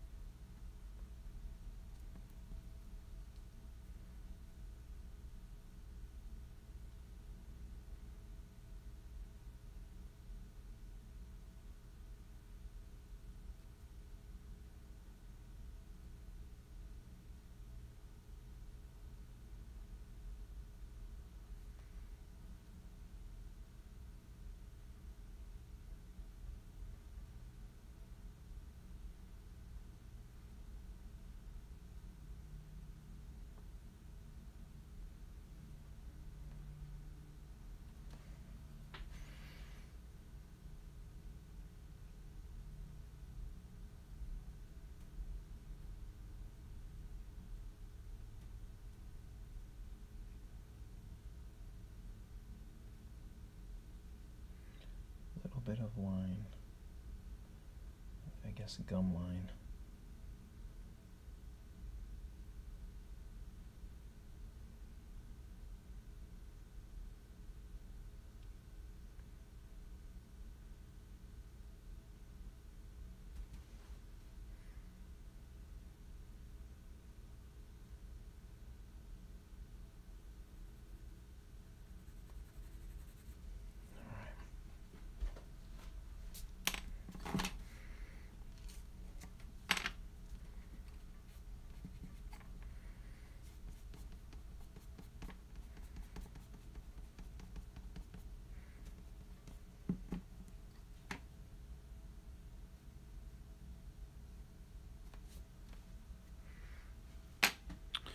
All right, so today I'm going to be working with gouache, and I'm going to keep it kind of simple, at least in the start. I've got a little bit of my gouache set over here. I don't know if you can kind of see it. Just some basic brushes. And in the beginning, you know, I'm just going to treat things a little bit more like a watercolor. I'm not going to go in too heavy, too dark, and I'm going to build it up, kind of let it tell me, especially when I'm working on the more concept related jobs where it isn't so delineated and I'm working in a shorter, tighter deadline, in which case it's like get it out fast. Then I have to be a little more cautious, just to protect form. I think the goal here is to give a suggestion of what these colors might be, and then be able to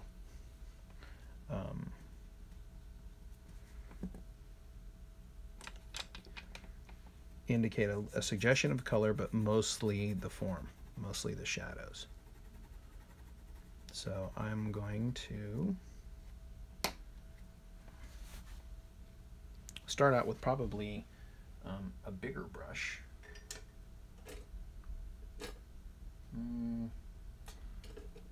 What do I have available here? have some really bigger brushes, but maybe I'll tone this back a bit. I think she's pretty tough, and I'm assuming that she's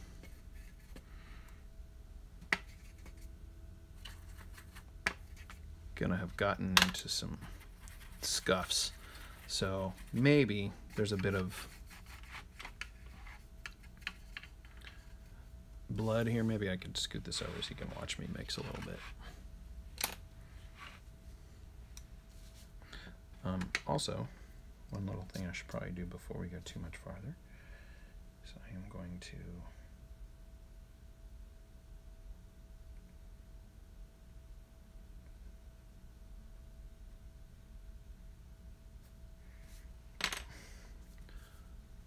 put a little signature in there, just because sometimes I start painting and I cover up what I'm doing. So this first round, what I'm going to do is put a texture. Sorry. I'm going to put a little bit of a texture down,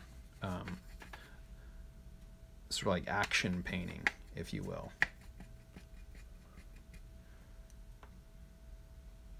And I'm going to cover up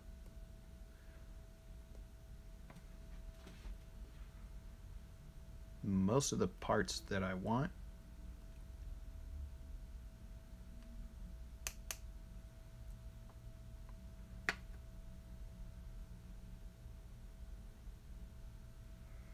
To kind of imply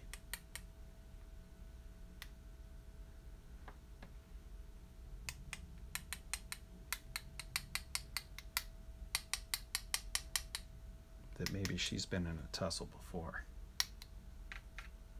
It doesn't have to be literal in the meaning. Sometimes these kinds of things can just give a little bit of suggestion without being so literal. So I'm gonna leave a little bit of that there.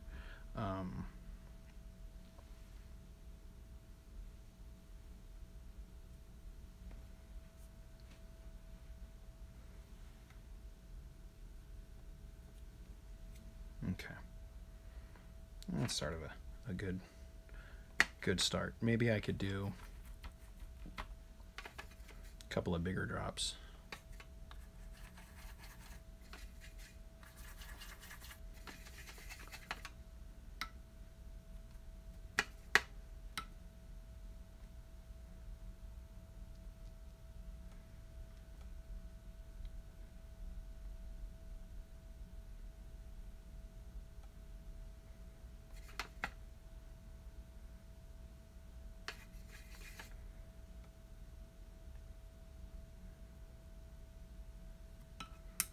Just a few drops, big drops.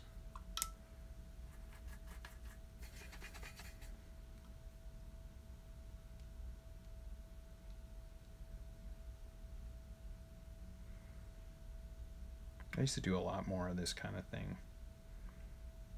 Back when I was in school, we were really mixing mediums a lot.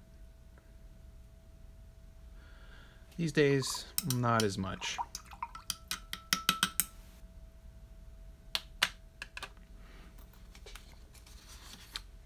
So actually, hold on. I'm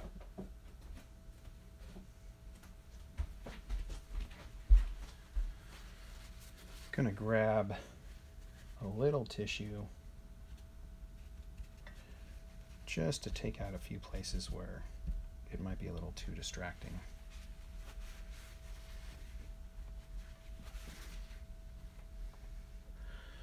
Okay. So yeah, you could take a blow dryer to this thing probably right about now and give it a little bit of a hit to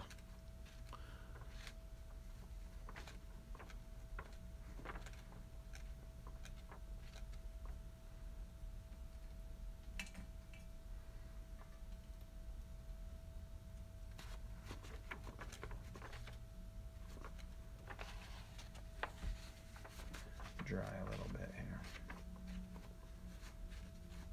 And again, I'm not super concerned that it reads just it's a base.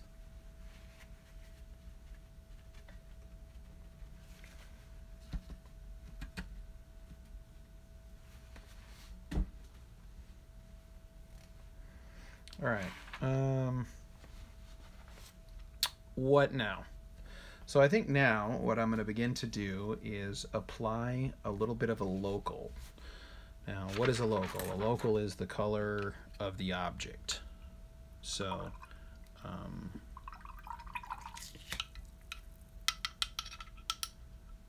want to get some sense that what things are made out of. So, for instance, I think that she's probably in a lot of black, I'm guessing. So, and her hair probably on the black side, the darker. I picture in the darker side, at least for me. So in this case, I'm going to start out with not black, because sometimes black is just too strong, but I'm going to think of like a really maybe cool dark blue, almost like a gray or a Payne's gray or a little bit of blue.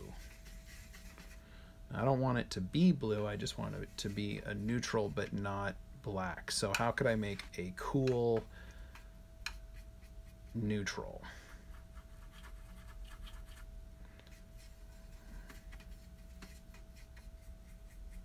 Yeah, maybe something with a little bit of green in it.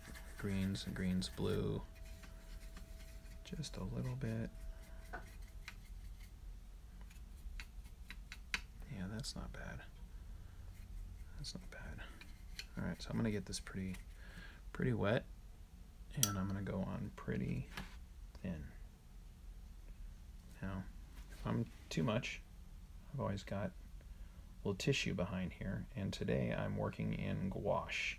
However, in these early stages, I'm not really advantaging the gouache very much. In these early stages, I'm actually just coming in, treating it more like a watercolor as a first pass, figuring that this is more like the color of the hair, not too much of the shadows. Hence the reason I needed some of those shadows to be darker in my drawing so that I didn't lose them when I sort of applied things this way. So this is sort of the color of the hair, the local, if you will, and I've got sort of a bluish green with just a titch of black in it, just to give it that sort of neutral color. Okay. Now I'm picturing that somewhere down here there's gonna maybe be some reflected light bouncing up, so I am not gonna overdo this in that area. In fact, I might just soften that a bit, kind of lift it up a little bit. There we go. Now, if you're worried about things like that texture that went down that we did, the sort of red splattering, not too worried about that. Most likely it will be covered up.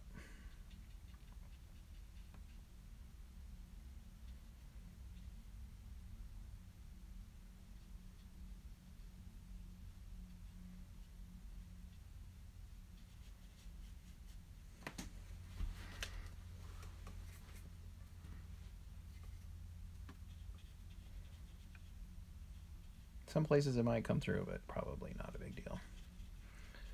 And I can always paint over the top if I need to. So I'm starting transparently and then working towards opaque, or what they might call trans opaque. And I'm also kind of brushing it on with a little suggestion of the texture of the hair, or maybe the way that it grows, not that it's super essential. But I'm sort of keeping it loose, keeping it thin, trying to get the forms and a suggestion of the local color. And I'm not even too worried about the forms at this point. There we go. Digging it. A little bit of edge just in here, I think, just to make sure we can see the edges of things a little bit more.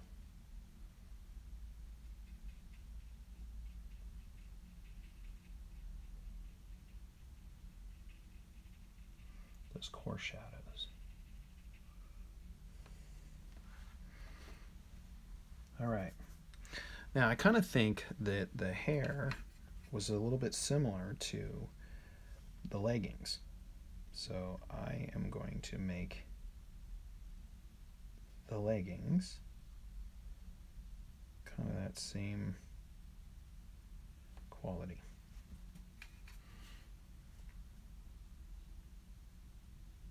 Remember, I had a little bit of Prismacolor there, right? So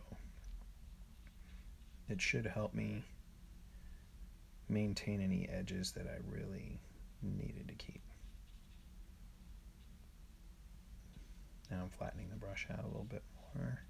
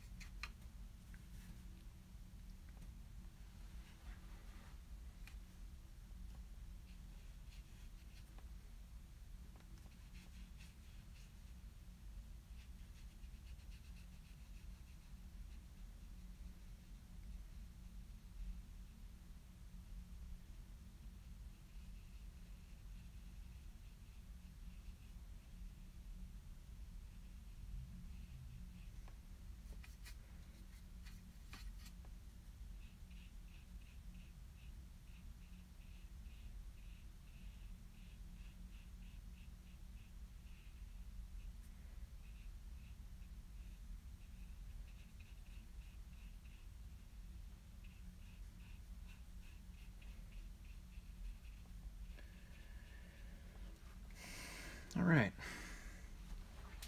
Well, that's that part. Now, let's see.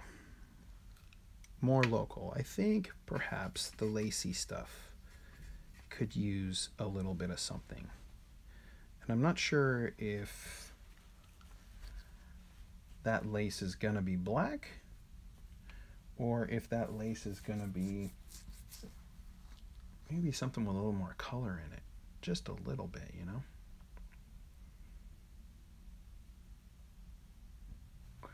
Well, I'm going to try to mix up a little bit more of my cool. But this time I think I'm going to add a little bit of violet. Just to give it a little something kind of different.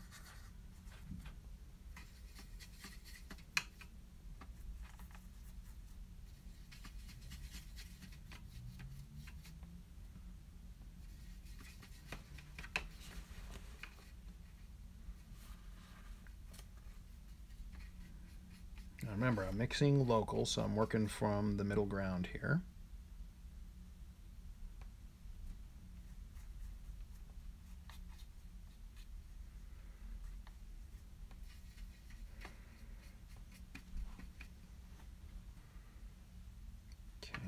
Also, you know, I'm kind of thinking a little bit just presentation-wise about the harmony of the piece. I wouldn't want to pick a color that's a complete complement to what's already working.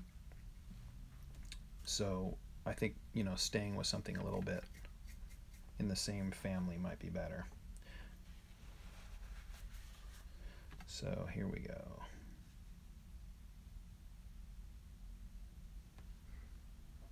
keep it thin. Keep it thin. In the beginning, just going to do a wash over everything.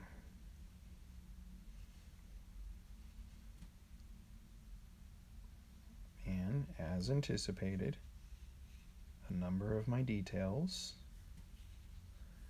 are disappearing.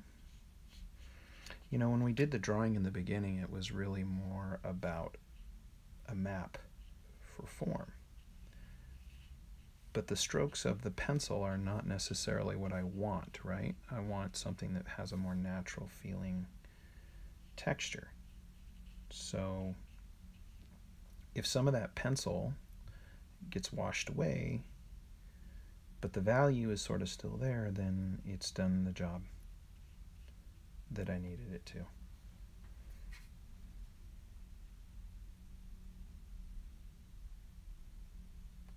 Now I'm going to come back over with a little bit of a heavier layer here, just to suggest form a little bit more.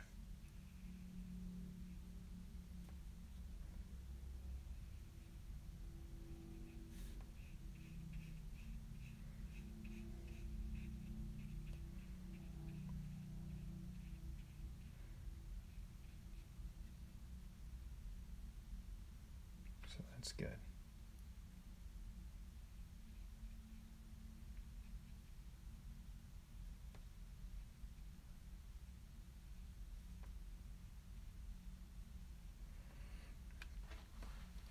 All right, looks pretty good. Now, a few more shadows, a little richer tone in here in a few places.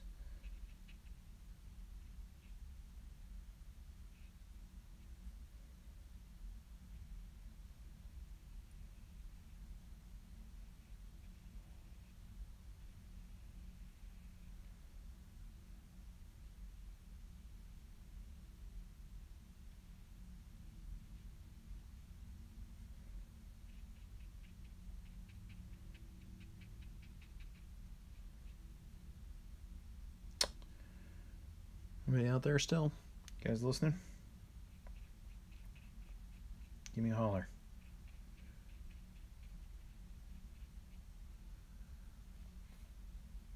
All right.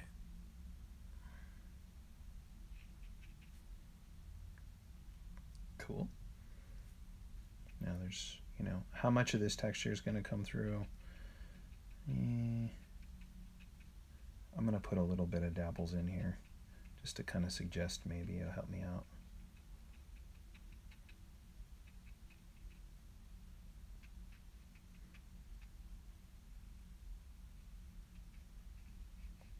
I don't really paint with that many brushes.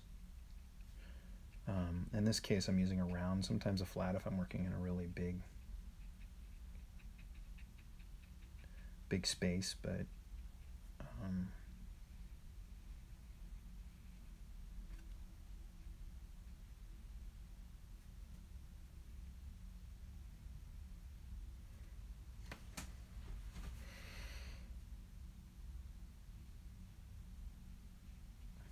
just maybe like a, what is this here, number 7, number 6, number 7, maybe a number 2, but you know, really I don't want to get into the point of the brush stuff, to be honest. It takes too long, and for something like this where I'm just kind of working up a concept sketch, a little bit of a creature design, I don't need to get into the point of the brush stuff. In fact, the goal would be to probably not do that. Mostly deadlines just don't really allow for it. You got to turn stuff out pretty quick.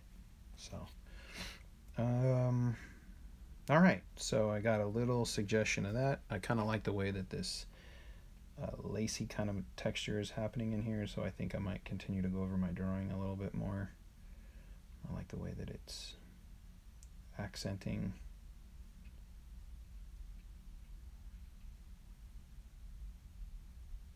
Little bits of this texture kind of coming through.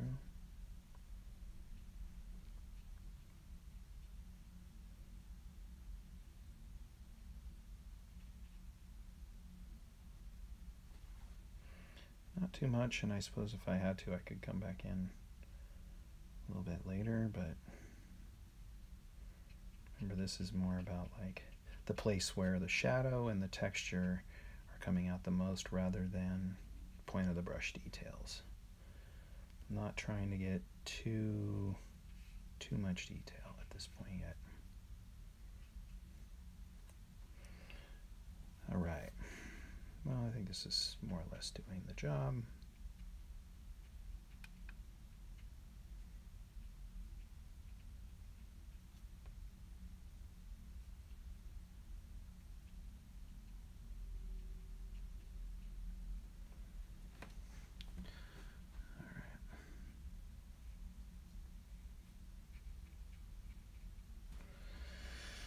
Okay,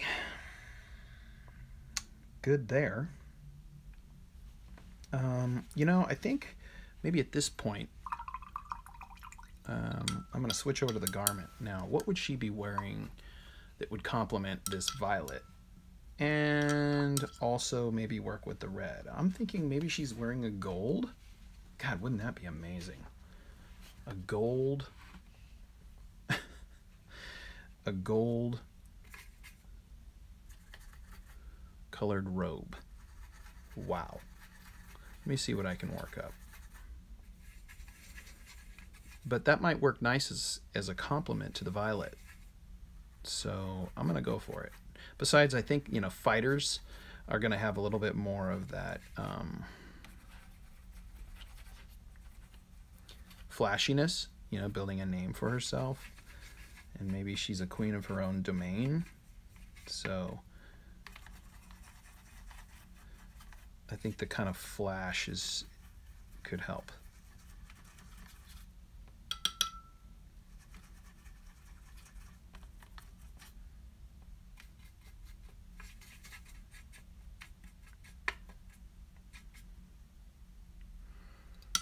I gotta go a little bit lighter, a little more yellow. Yeah. All right, I'm gonna start here.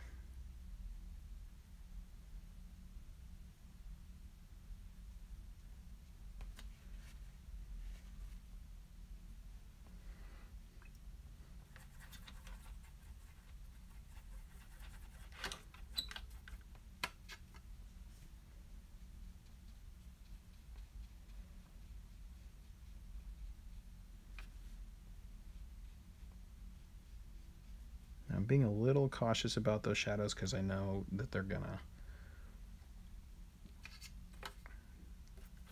mix and get a little darker, and black and yellow don't necessarily go well together.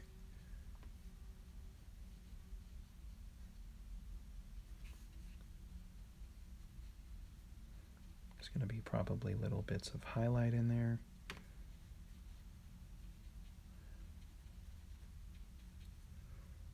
Trying to preserve some of that.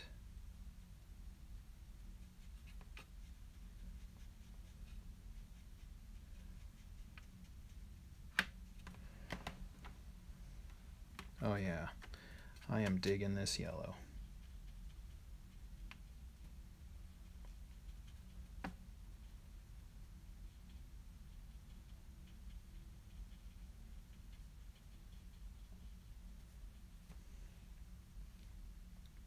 Now the inside I definitely think could be more orangey. It's in the shadow.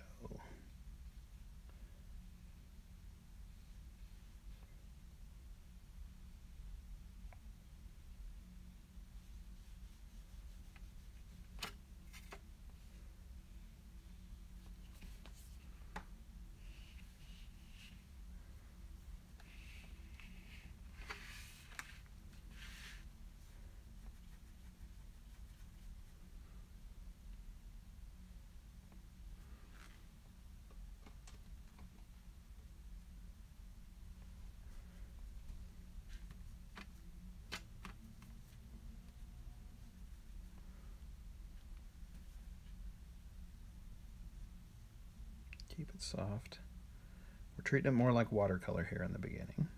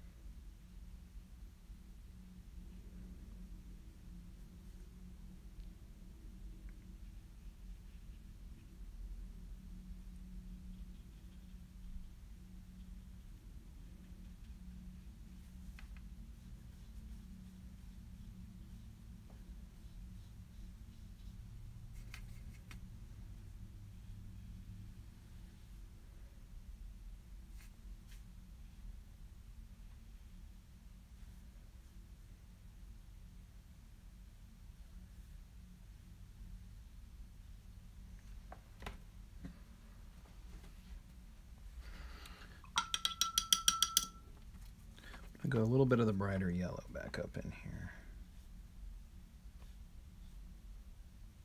on the outside part, so that that cool yellow, that more orangey stuff is on the inside, just to help my form pop a little bit.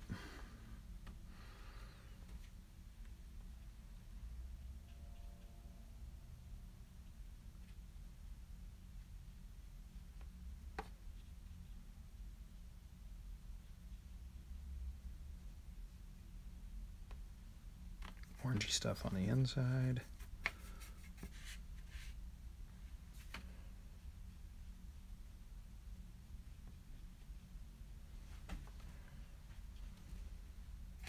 Maybe even just a titch of something oranger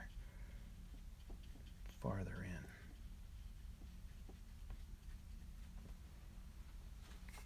in. Oh yeah, that's nice. That's helping quite a bit. Bringing back in a little bit of that red from earlier.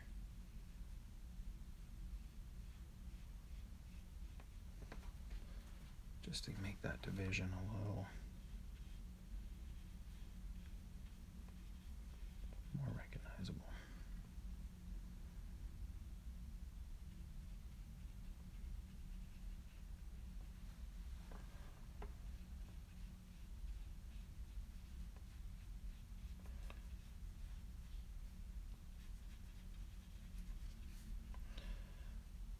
Now, a little recommendation, you know, gouache is tough stuff.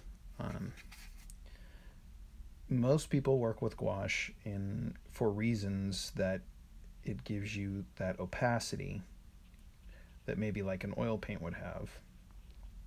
But because it's water-based and you can thin it out, you can also kind of work with it a little more like watercolor. And this is what makes it a very versatile medium. Quality of gouache is very important. I'm not using great stuff here. I might switch to my better stuff as we move forward here. I just grabbed the one I frequently sketch with. But gouache is super sensitive to water, so you have to be definitely careful how you work. You can't layer with it. You can't layer with it. Or work very delicately if you do, because it will come back up on you. It will definitely start to come back out. But you can also get some nice opacity when you need that, so that works too. That works too. All right. What else can we put here? All right, I think we need a little bit of the harness color. I think the harness, I'm going to go with something a little more brown.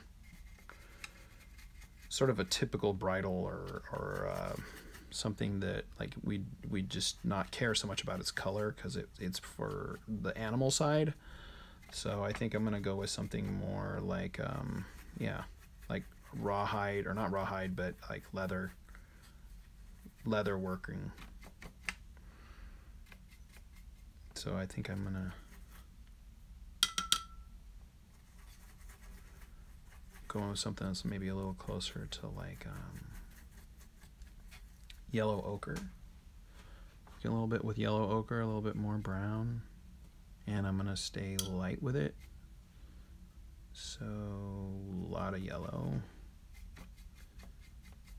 But I don't want to compete with the yellow in her robe. So let's see what this gets. That's also pretty thick paint, and at this point I want to stay just thin.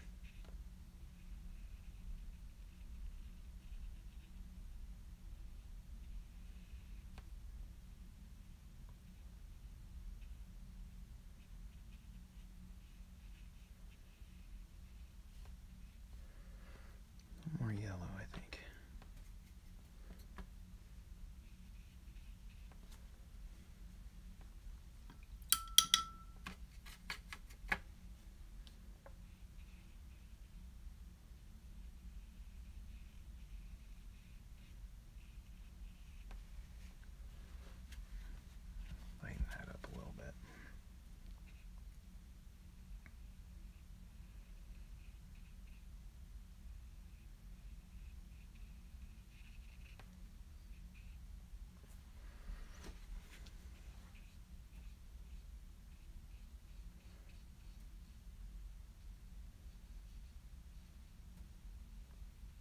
again, keep in mind, I still have a good sense of all my values that are underneath. I can see them in the pencil. They're acting with the first layer of the local, so they're helping me.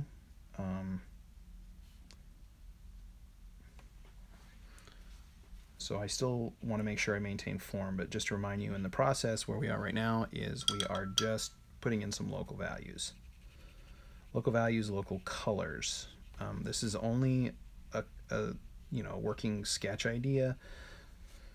So this is, proposal sketch kind of thing, but this is not necessarily a finished painting, although I could definitely keep working with it if I wanted to, but I don't think I'll get that far with this on this demonstration, on this stream. Maybe I'll come back to it later, but I think probably not, actually. A little bit of orange back in here.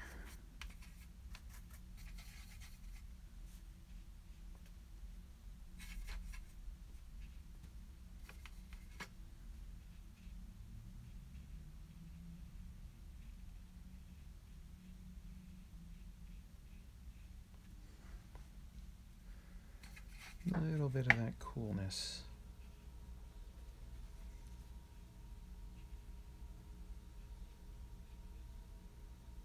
Back up in there. Okay.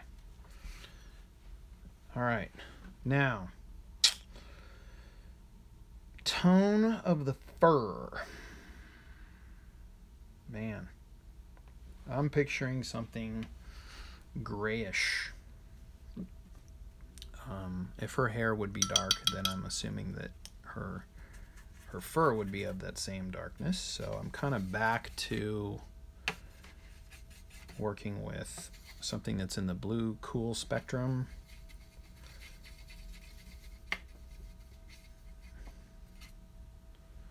Let's see.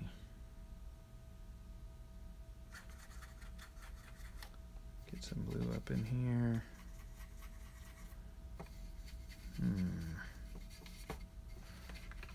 Seems maybe not neutral enough.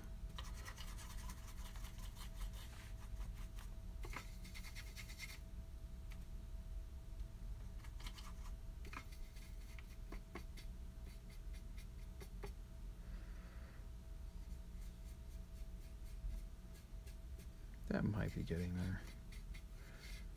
I could always cool it down a little bit, I suppose, but I'm gonna try this. So her skin is going to be really more gray with a little bit of that fur kind of creeping its way in. So I'm not going to destroy the whites by just doing a universal flat wash. I'm going to sort of start from the shadowy, darker patches on the back and work my way towards the front. So anywhere where sort of that darker hair is starting to come through, I might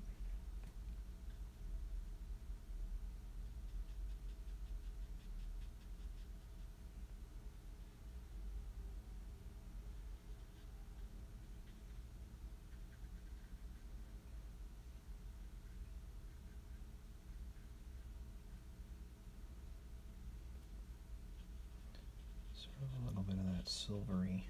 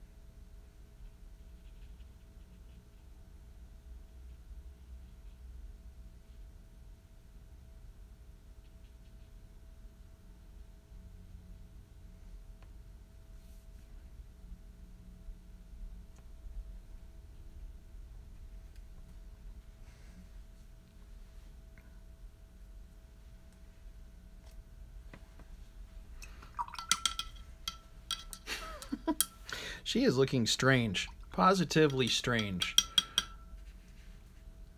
But I guess that's creatures, right? As long as there might be a little something cool here. I could live with a little bit of strange.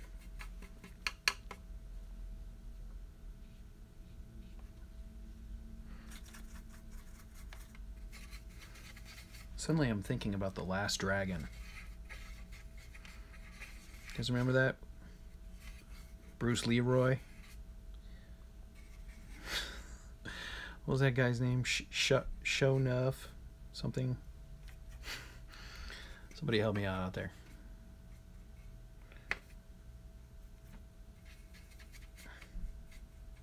Shonuff. Bruce Leroy.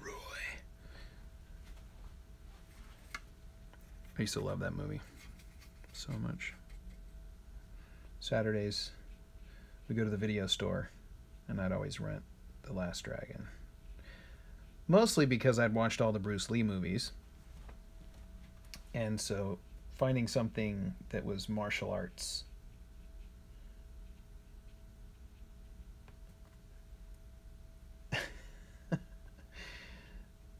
that's about all I had not watched. Pretty funny. The Last Dragon.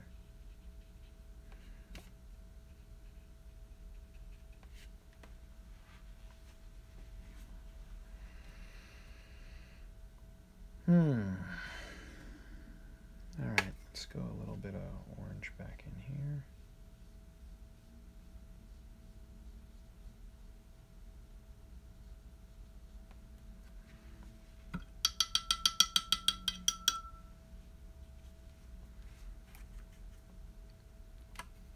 Need a little bit of yellow just back up in here.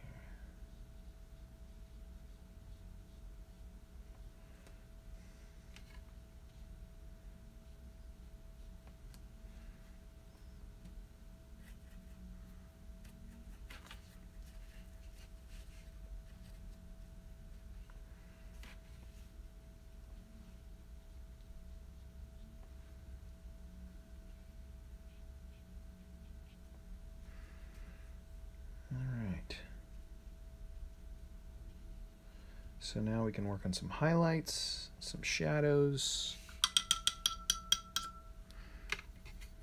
I'm going to bring a little bit of this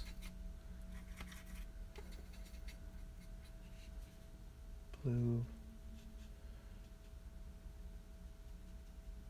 The back of the hand here, I think, is going to be a little more toned.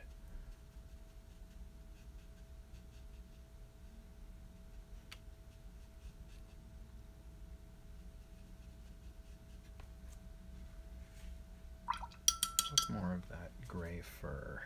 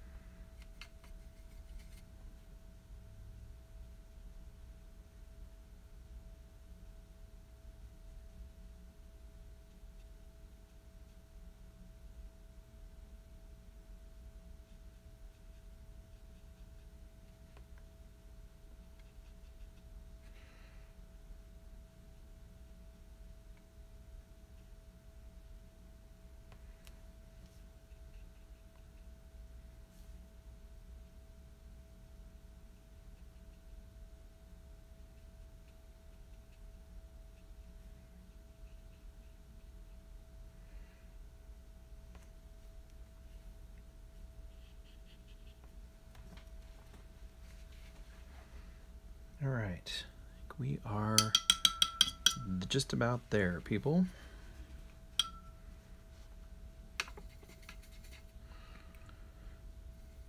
Really thin now. Soften a few edges. Maybe just with a little bit of water even. Starting to turn a few edges.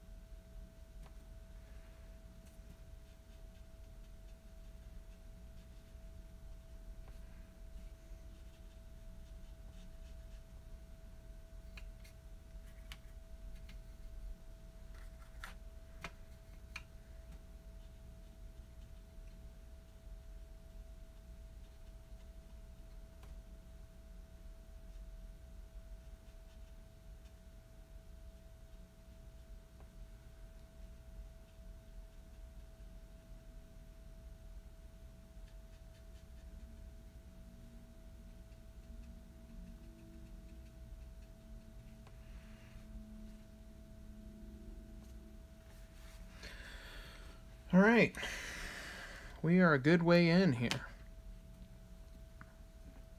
Let's see if I can still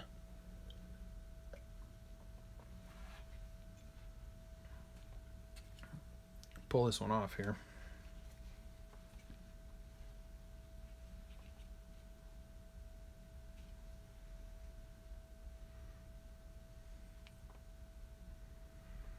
Sometimes when I'm working larger, I'll use a flat like this.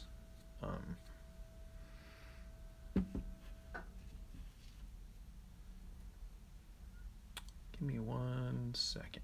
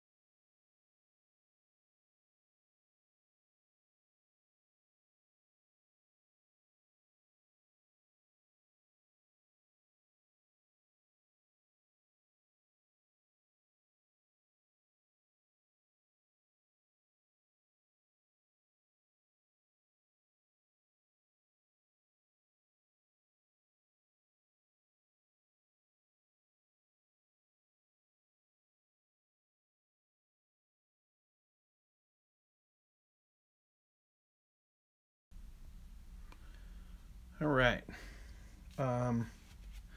So now it's down to contrast and making these forms read, and maybe slight accent colors and things like that. So that's where we're gonna go now.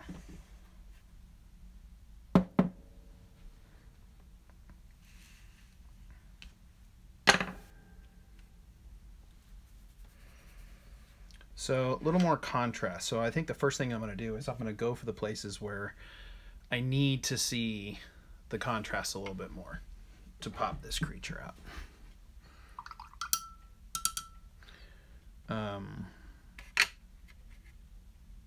So I'm going to go for a little bit of the darks.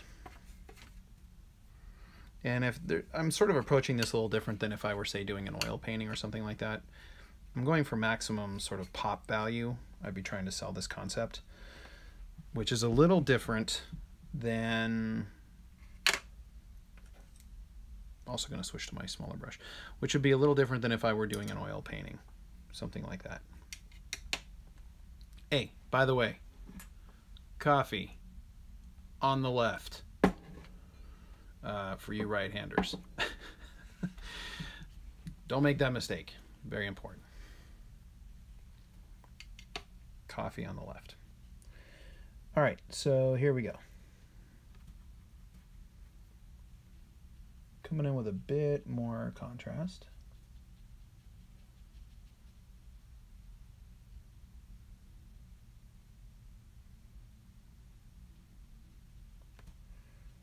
Smaller brush now, by the way.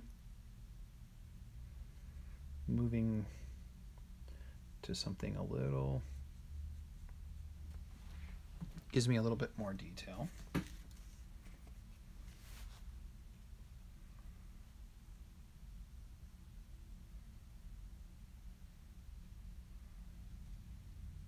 And I'm also going a little drier, not so soft and wet, a little more opaque, with the idea that I'm trying to build some thicker paint.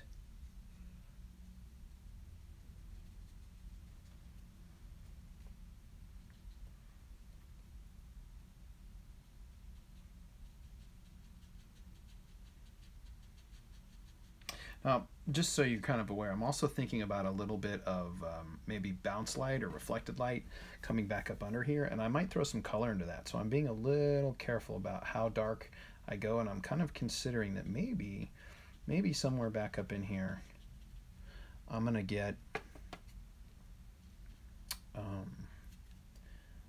another color coming back up, or at least maybe some reflected light, just to help that form pop a little bit. So I'm being a little bit cautious about how steep I'm making my edges along the shadow forms, and that there might be another light source kind of popping back up in here.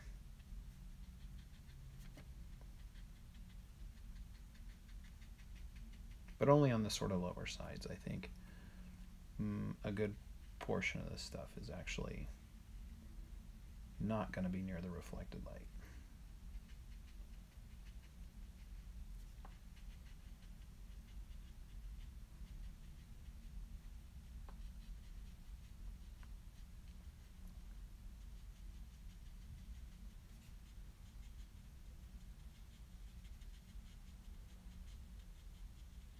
The way it's almost kind of like, you know, drawing.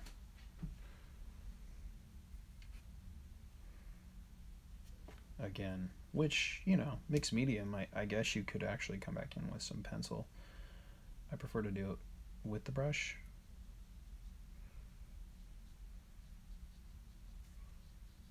Trying to accent that back edge a little bit there.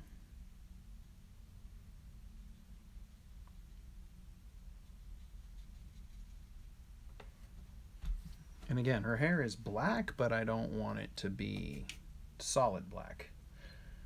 That would not help me very much.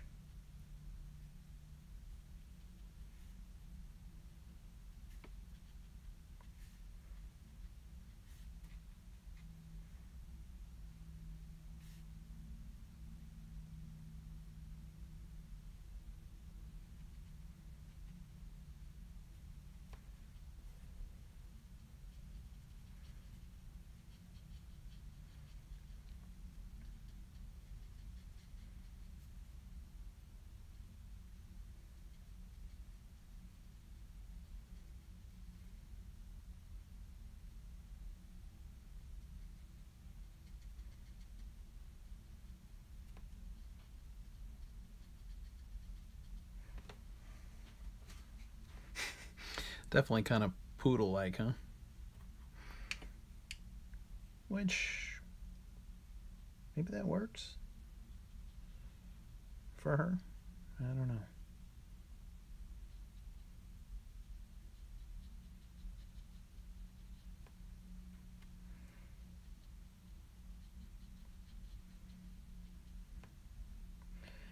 Right. Where else can we bring out some forms a little bit? Can we go a little bit more detail, more opaque?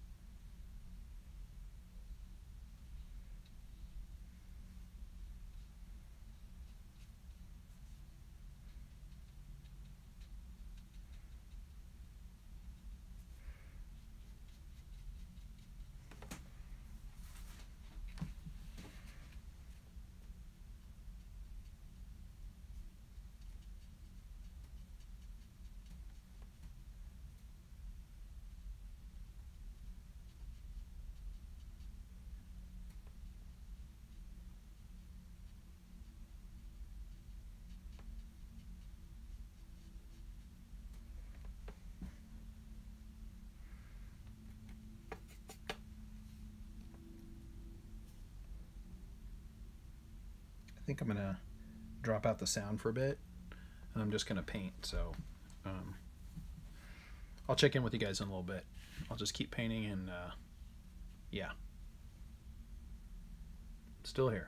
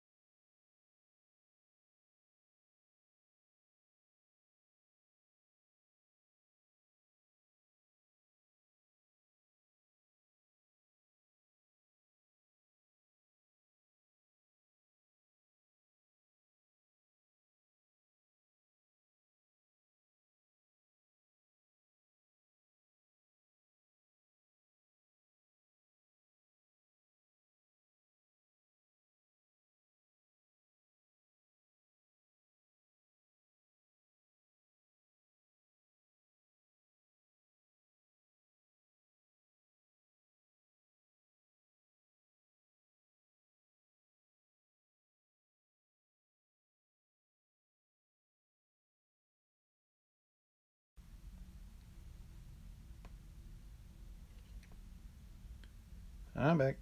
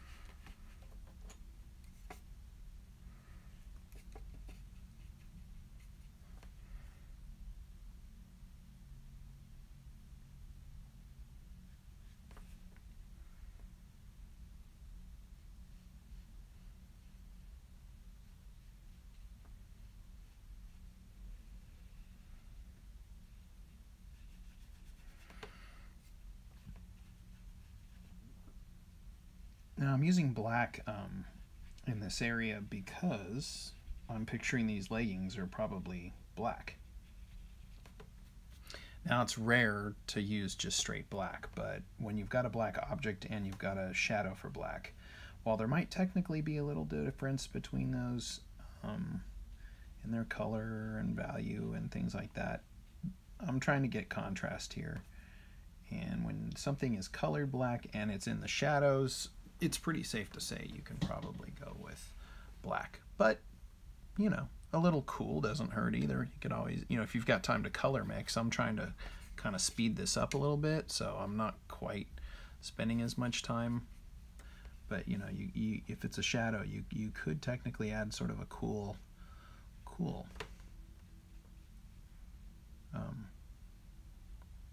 coolness to the shadow, which, you know, warms and cools greatly enhance value and form.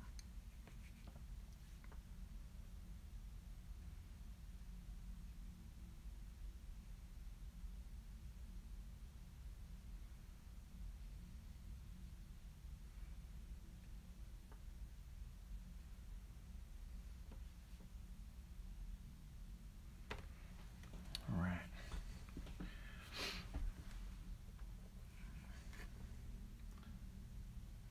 Picturing her nose is going to be that really wet dog nose, which I forgot what that means when that's really wet. That they're hot? Something like that. So, because I know dogs perspirate through their tongues.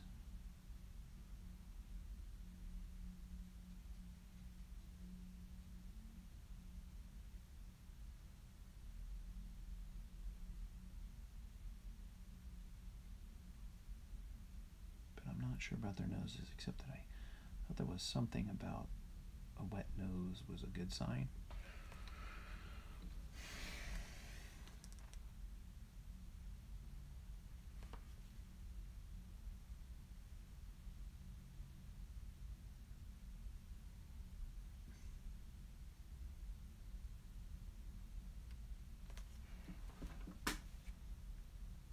I really probably need to switch to a smaller brush, but I try to paint as long as possible with as big a brush as possible. I tell my students, you know, smaller brushes take longer to do the same thing, so stay with the bigger brush as long as possible.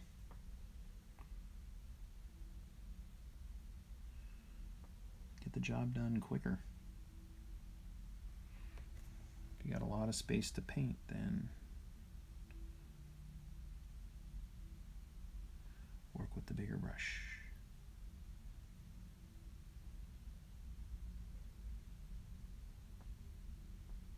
Careful about that line. See that black line? Don't want that. I'm going to come back in with a blue to sort of lighten it, like the blue that I'm creating for her fur. Now again, one of the nice parts about gouache, say unlike acrylic or maybe some other painting mediums, it does stain, but it's very sensitive to water. So usually if if you got something you didn't like and you wanted to lighten it a little bit, you can usually do that by getting some water back in there. And if you scrub a little bit, take a real dry cloth, not like this one I'm using, which is totally already wet.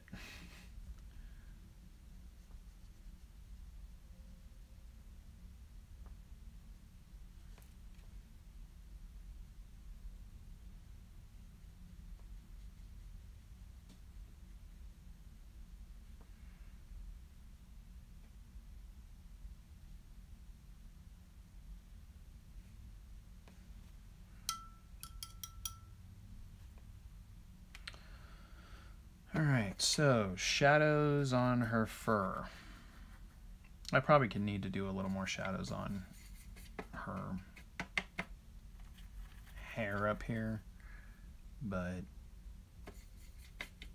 I like to work the whole thing a little bit more rather than getting too caught up in sort of one area.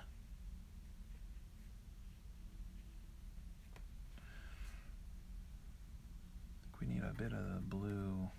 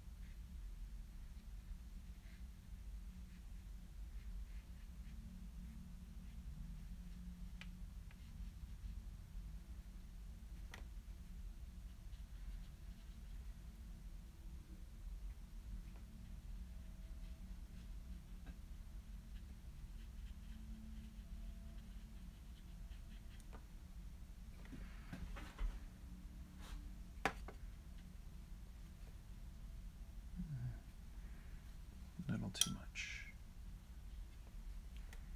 That's probably actually more what I'm thinking for her fur.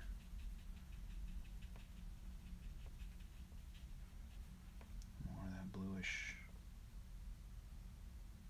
warm blue, but only on the sort of backside of her body.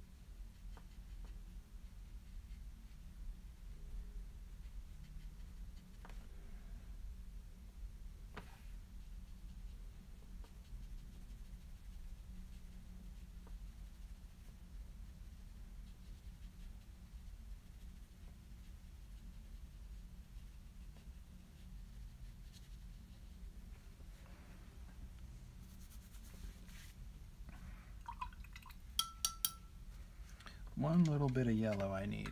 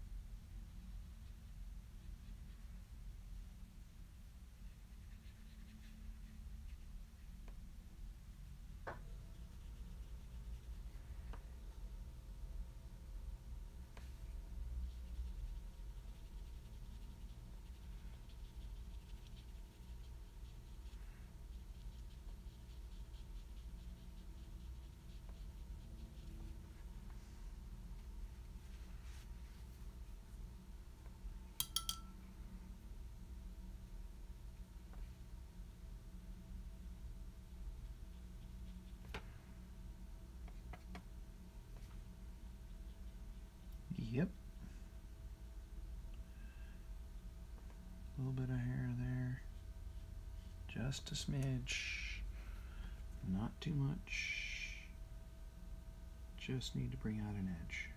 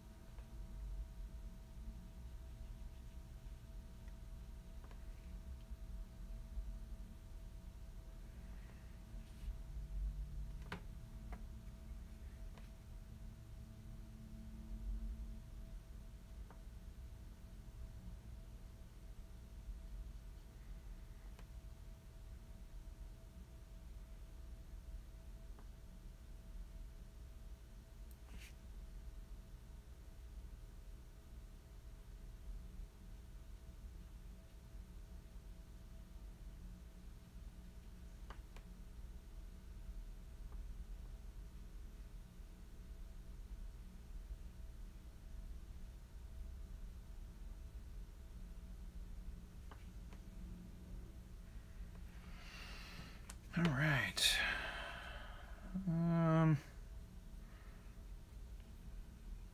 We need some blue.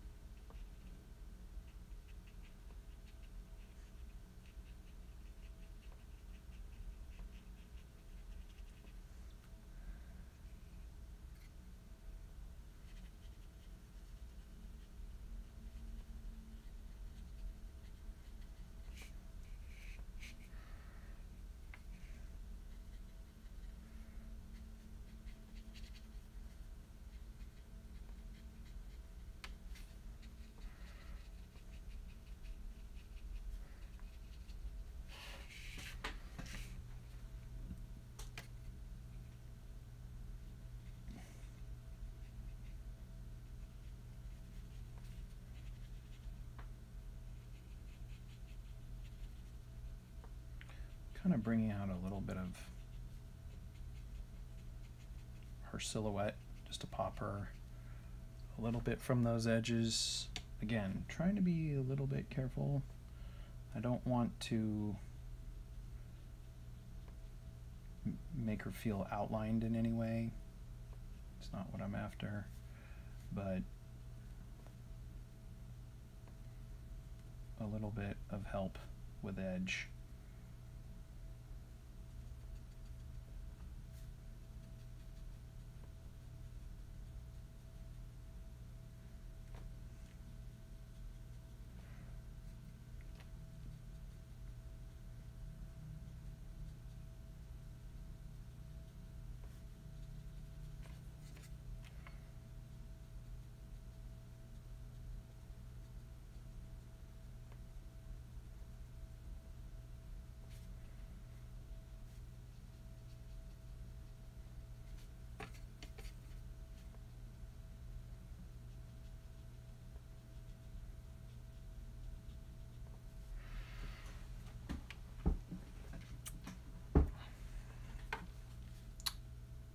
Doesn't hurt.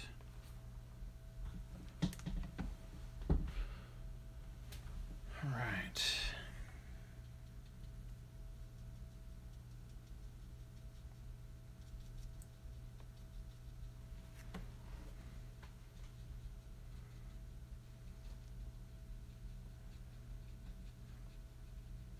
Softening a little bit of those edges.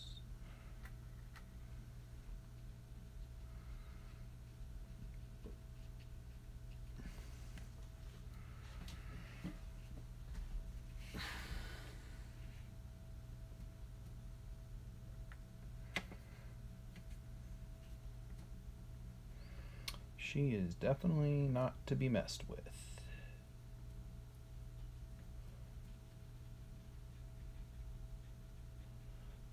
She will definitely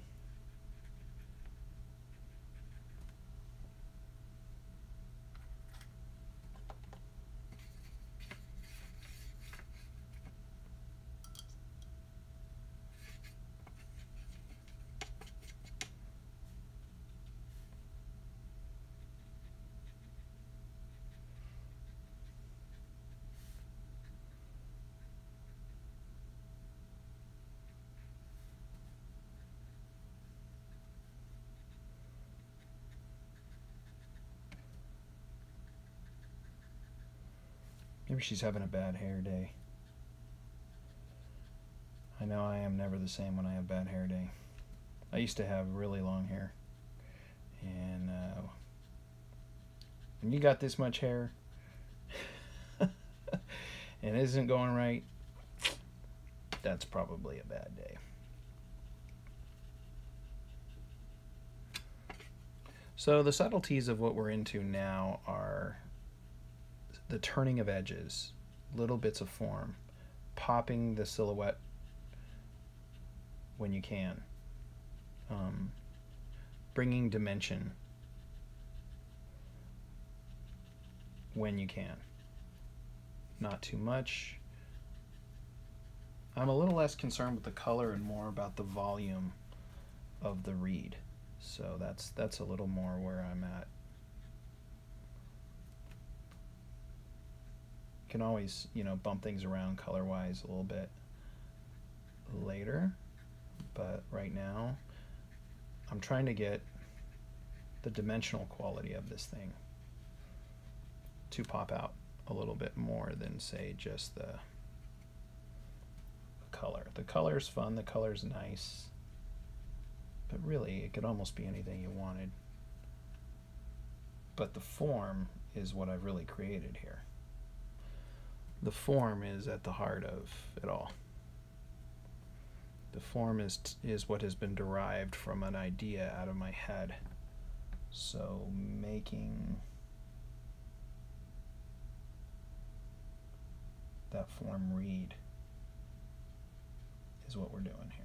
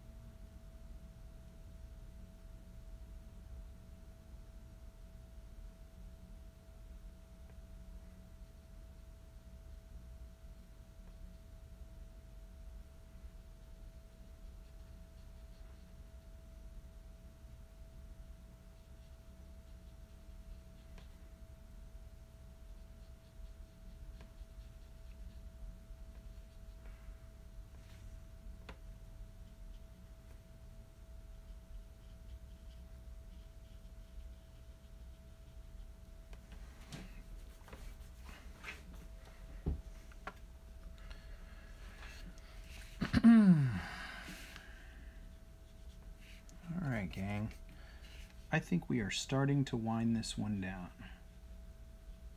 At least for this episode. This is episode 2, season 1. So if you're been joining, I've been starting this up with the idea that I talk a lot when I teach to other people's work, but rarely do I get the kind of time to just do what I do and let people watch in class. I need to do other things, so including, you know, helping other people with their projects. So I don't often get a chance to just do what I do in front of people who I'm instructing to. I do bits and pieces, and I'm helping them with theirs. This gives me a little chance to maybe give a little more clue as to what goes on in a more finished piece as I'm working on it. So I hope you find this useful. If not, man, if you've been with me the whole time, you've wasted almost 3.5 hours of your life. And unfortunately, I can't get that back to you. So, sorry about that.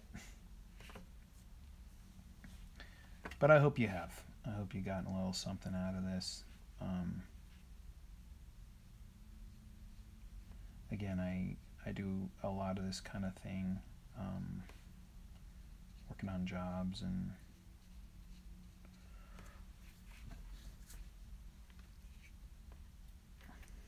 but don't get a chance to just do my thing when I'm teaching. So if any of my students are out there, give me a holler. Hope you guys are enjoying your break. We will be back soon, and in the throes of design before long.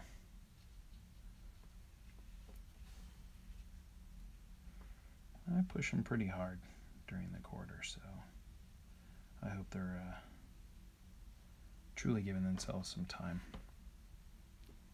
You know, artists, you know, we're creative, but we're also people who the work tends to come in, what do they say, fits and throws, and you know, it comes all at once.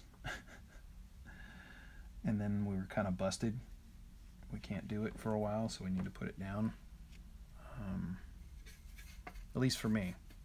I definitely can work like a storm when I need to, but I'm stronger the next time out if I've had a chance to relax a bit, get a fresh perspective. In fact, it's the new perspective that usually gets me kind of inspired to go back at it. So I think, you know, rest and fresh eyes, as I like to call it in my class, gives you some perspective on your work sometimes too. Being able to go away and come back and go, what was I thinking? Oh my goodness, holy mackerel. You are completely out of your mind. Or not. Maybe you like what you did. But it maybe sometimes confirms also the things that you thought weren't going so well suddenly aren't so bad. You're like, oh, that was all right. Wasn't as bad as I thought. But perspective and is everything.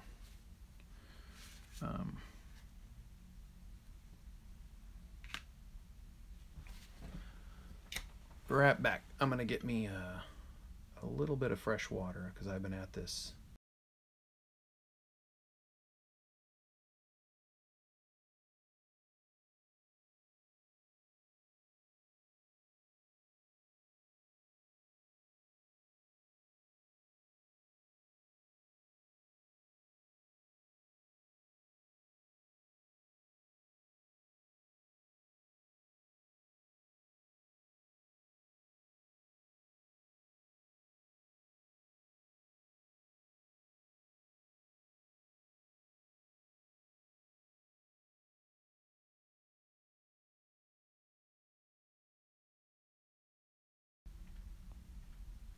All right, I'm back. So we are in the final stages here of wrapping up this lichen, she-wolf, werewolf, whatever exactly we want to call her. We're not 100% sure yet, but we are in the throes of kind of starting to wrap it up here. So I'm going to start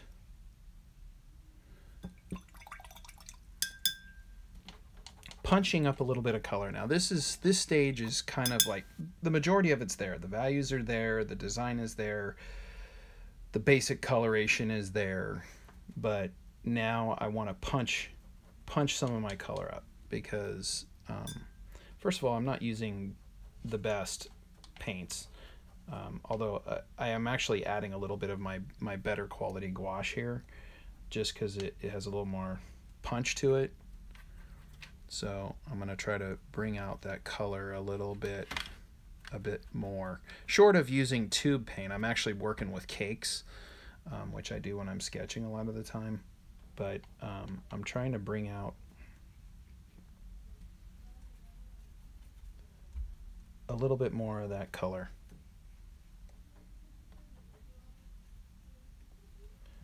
So I'm going to try to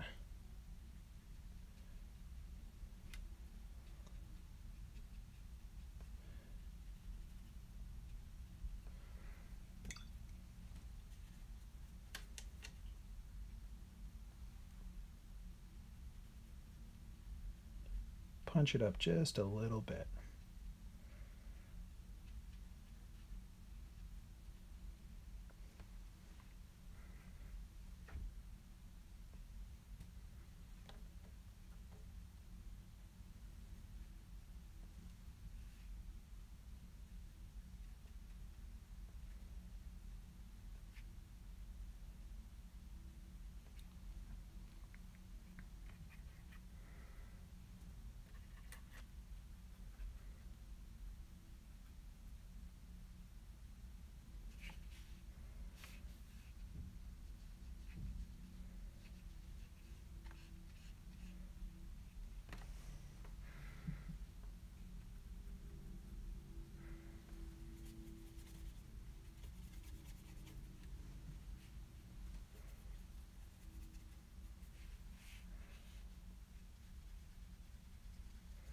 I think what I'm actually going to do too is switch to a flat, which in order to really get a better run at gouache, you've got to use a stiffer brush. And these brushes I'm using right now are rounds and they're not very hard, and if I had been better planned I would probably have this ready. But I didn't, so I'm sitting here trying to paint with a round, and really what I need is a flat. Aha! So enter the flat brushes, which if you're going to go a little thicker with color with gouache, you got to scrub in a little more. And this is where the oil painting side comes in. So I'm going to grab a little bit of a brush, maybe something like this. I don't know if you can see this. This is a flat. It's a little stiffer, and it allows me to dig into my paint a little harder. The rounds just don't tend to do it really well. Also, flats are nice for blending.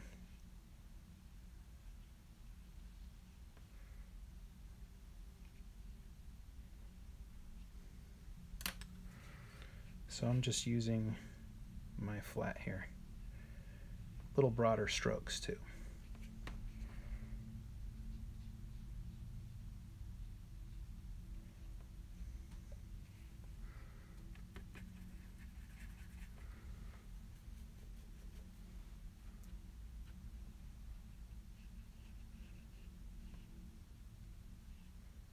Kind of smoothing out.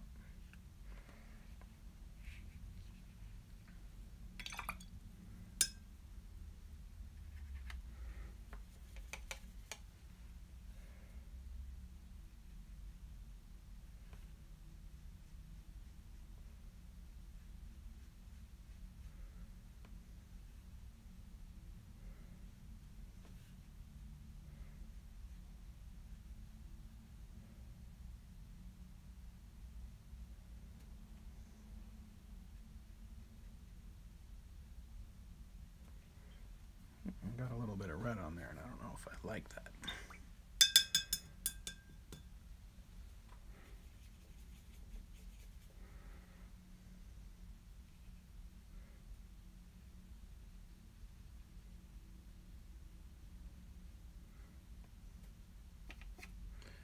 Now I'm doing a little bit of some violet with that orange to get me sort of a brown, but I need that for the darks because the dark isn't going to be black. The darks are going to be a version of yellow in the shadow. So in order to get more of that dimensional quality,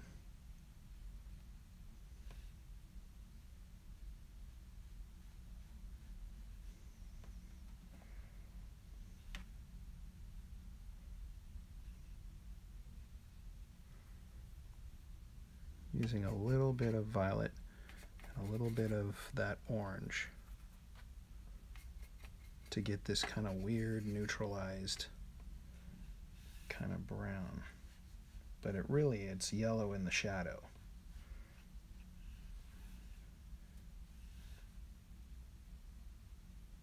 Just to get a little more.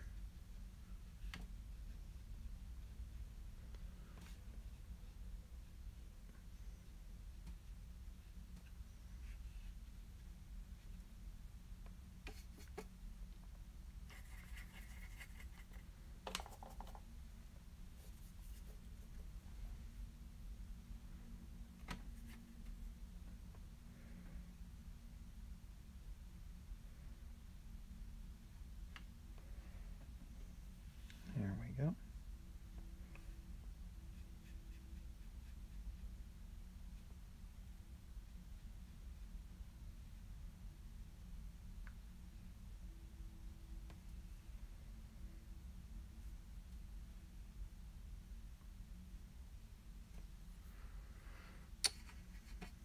Almost there.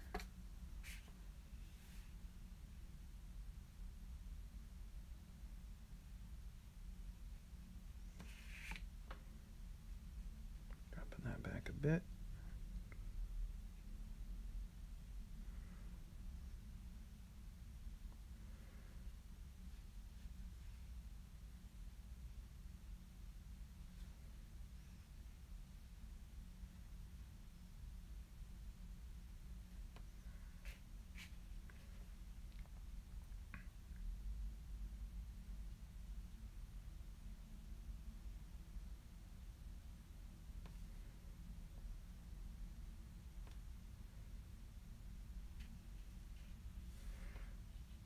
Also, I think this brown, while I'm at it, kind of works a little bit here too on my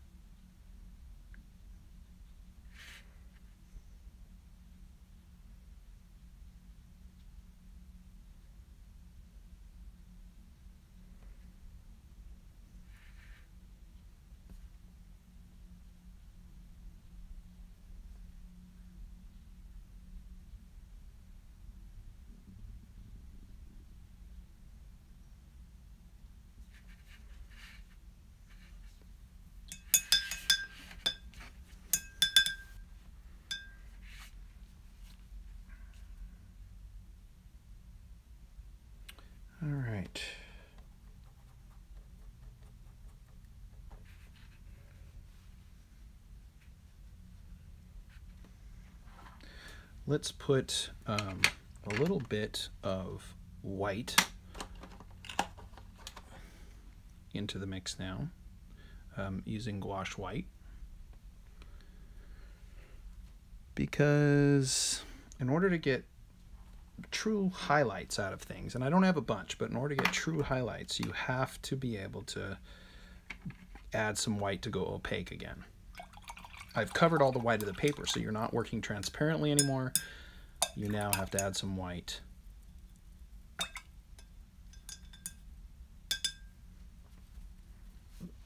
So let's start with a little bit of this white. And I'm going to think about this like it's a highlight, a reflection on this robe.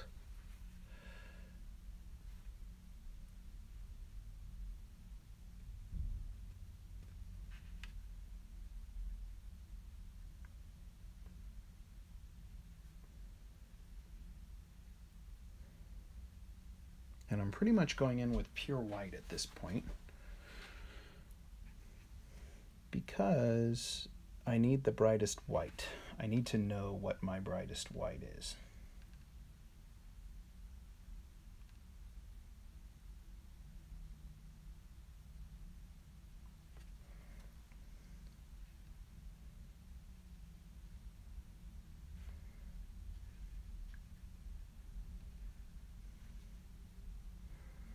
And this kind of a robe, I'm picturing those boxing robes as being kind of shiny, satiny, silky.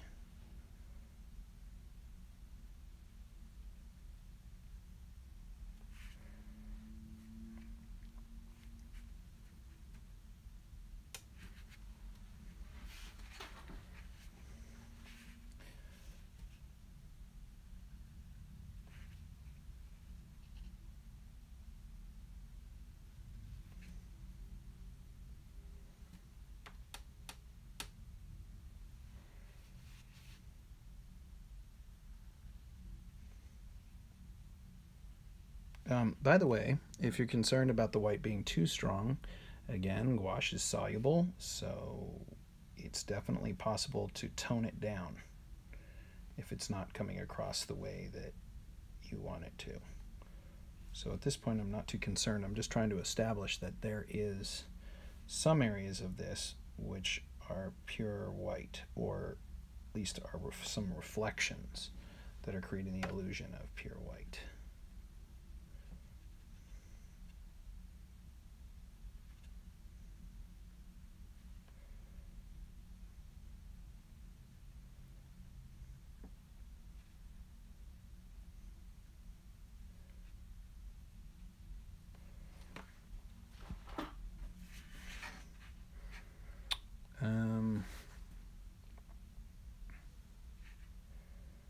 Gonna put a little bit of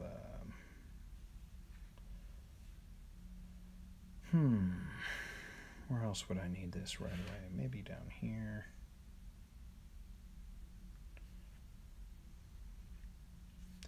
You know, I'm not going for the full painting here, but I am trying to create the illusion of form, so any place where I might need a little bit of help with a highlight, I could put some back up in here. Like maybe a little bit to highlight here. Reflected light that's catching the edge of this hair.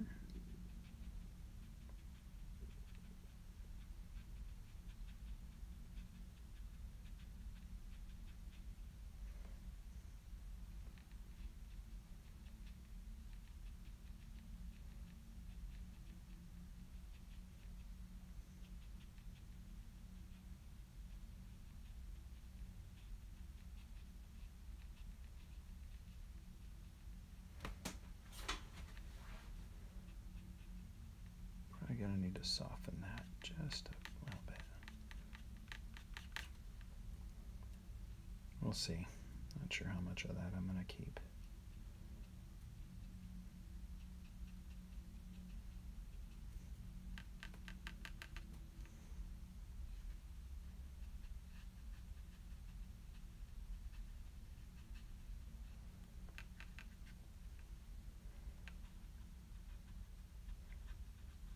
Dimension even in the shadows, folks.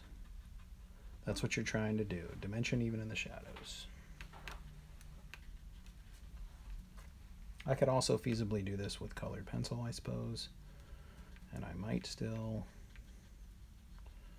I'm trying with the brush first. Could soften it with the pencil maybe a little bit. I just wanted her to have a little reflected light back up in here.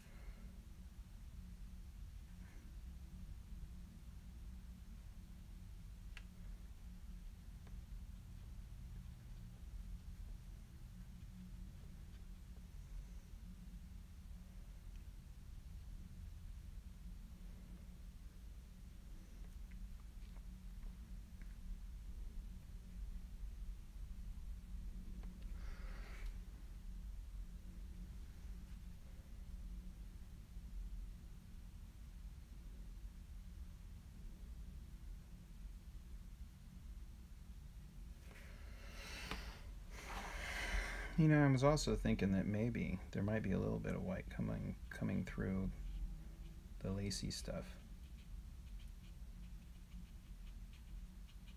There might be a little bit of a hot spot.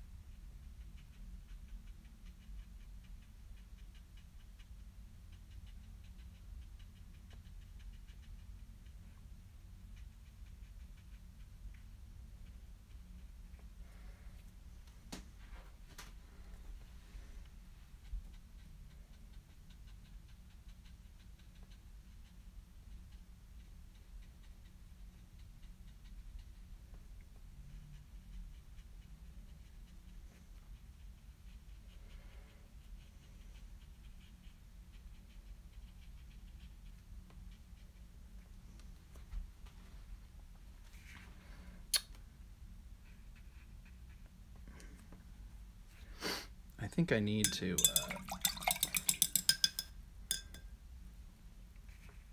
put a little bit of white, perhaps,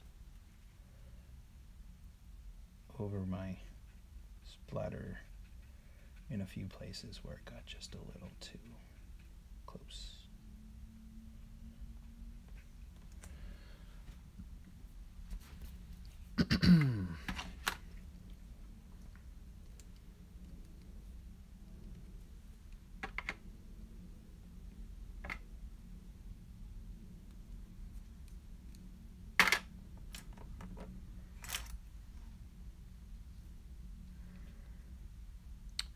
Getting ready to wrap this one up, folks. We are down to now the highlights, little bits of corrections, definitely to the opaques.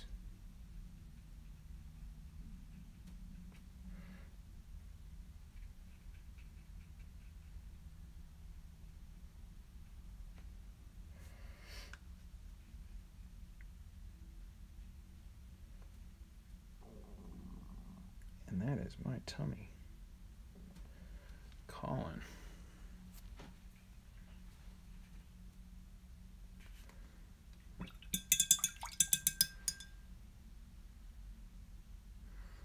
Maybe a little bit of reflected light back up here under these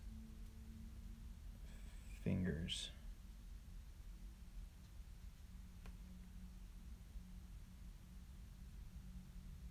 Just a little bit. Happy little fingers.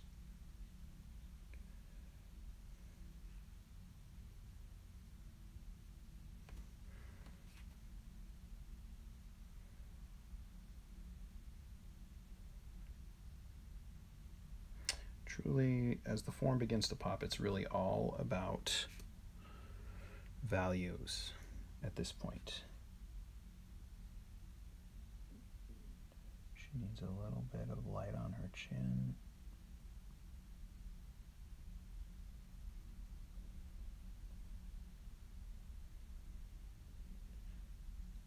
On her lip.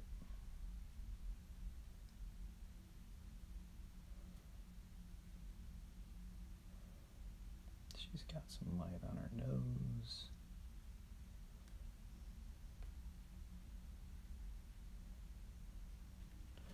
She's going to have the whites of her eyes.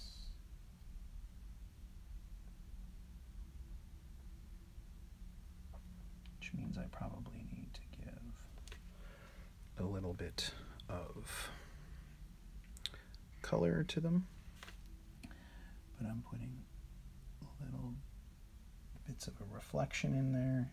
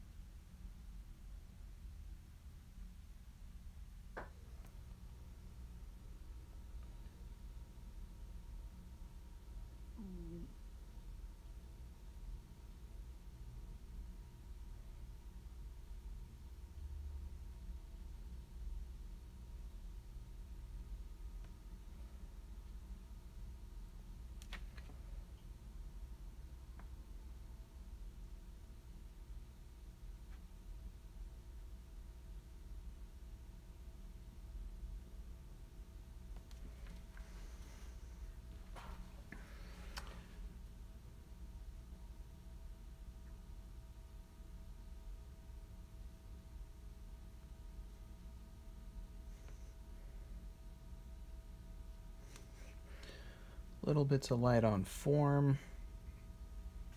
So I've got some little folds here in the eyes where I want some of that light to catch from underneath. So her chin. Actually, probably a little bit of the sternomastoid there.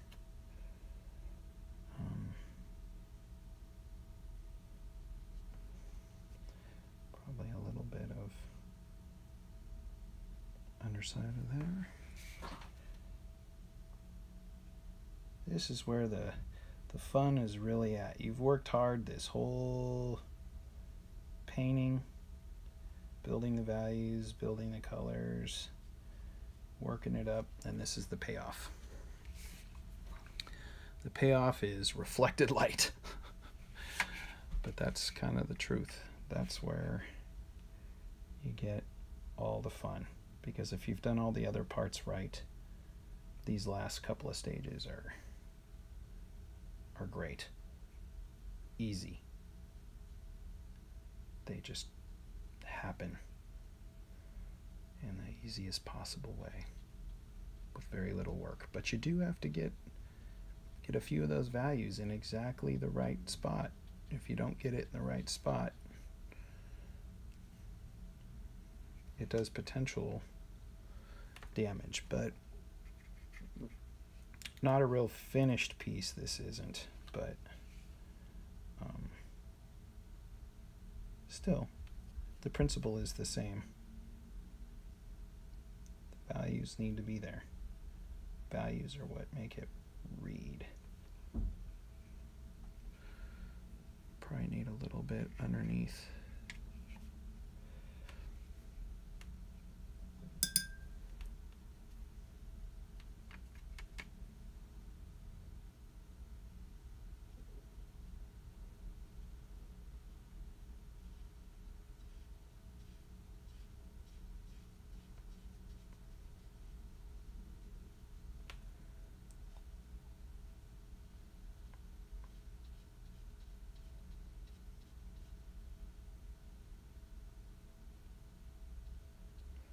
little dry brush there. Hopefully kind of conveying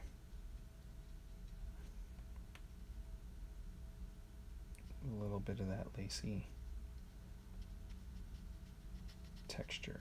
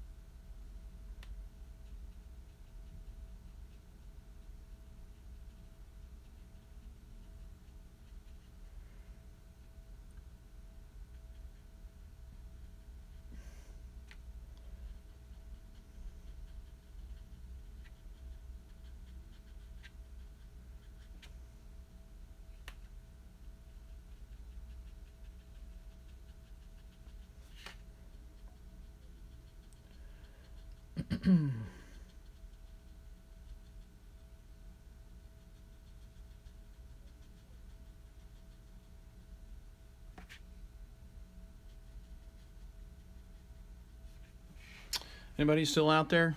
Anybody still with me? Or have you all left for higher ground? Well, if you've stayed with me, I appreciate it.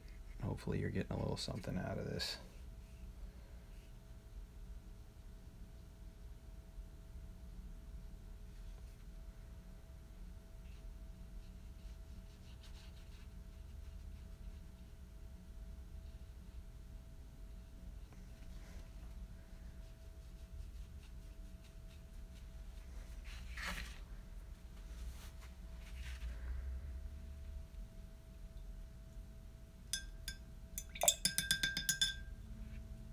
I need a little bit more shadows now. A few places, a few shadows.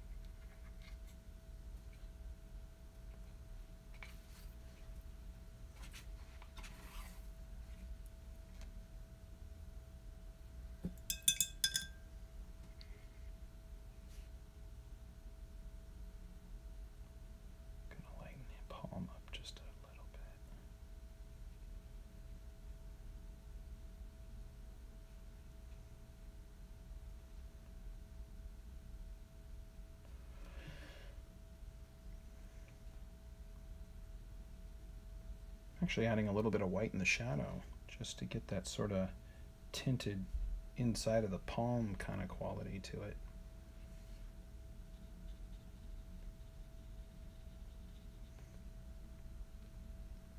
So now I can just get little bits of color here and there, just a smidge to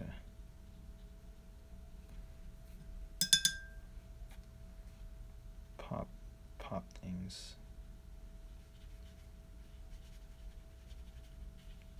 A little bit more.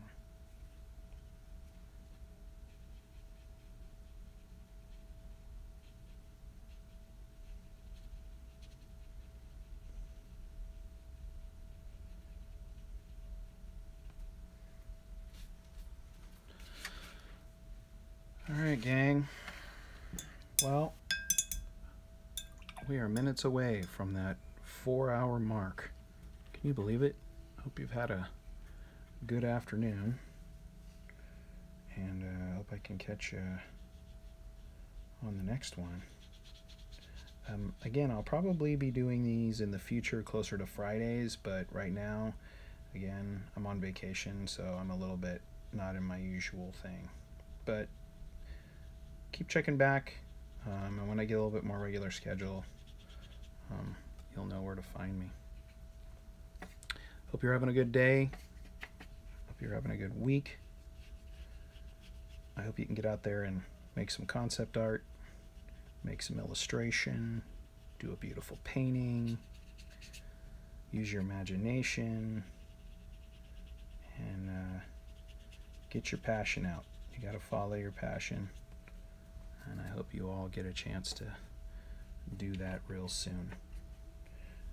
I might post a more finished version of this on my Instagram, and you can find me at Trey Gallaher on Instagram, just straight, just like this, TreyGallaher Instagram. You can also find me on Facebook, which is Art by Trey Gallaher. Twitter, Trey Gallaher. And Tumblr. Yeah, I don't know. There's so many of them, right? We've all gotten kind of trapped. Anyway, I hope you're all having a good day. I hope you have a good week. Thanks for tuning in, and I'll catch you on the next episode real soon. Be well.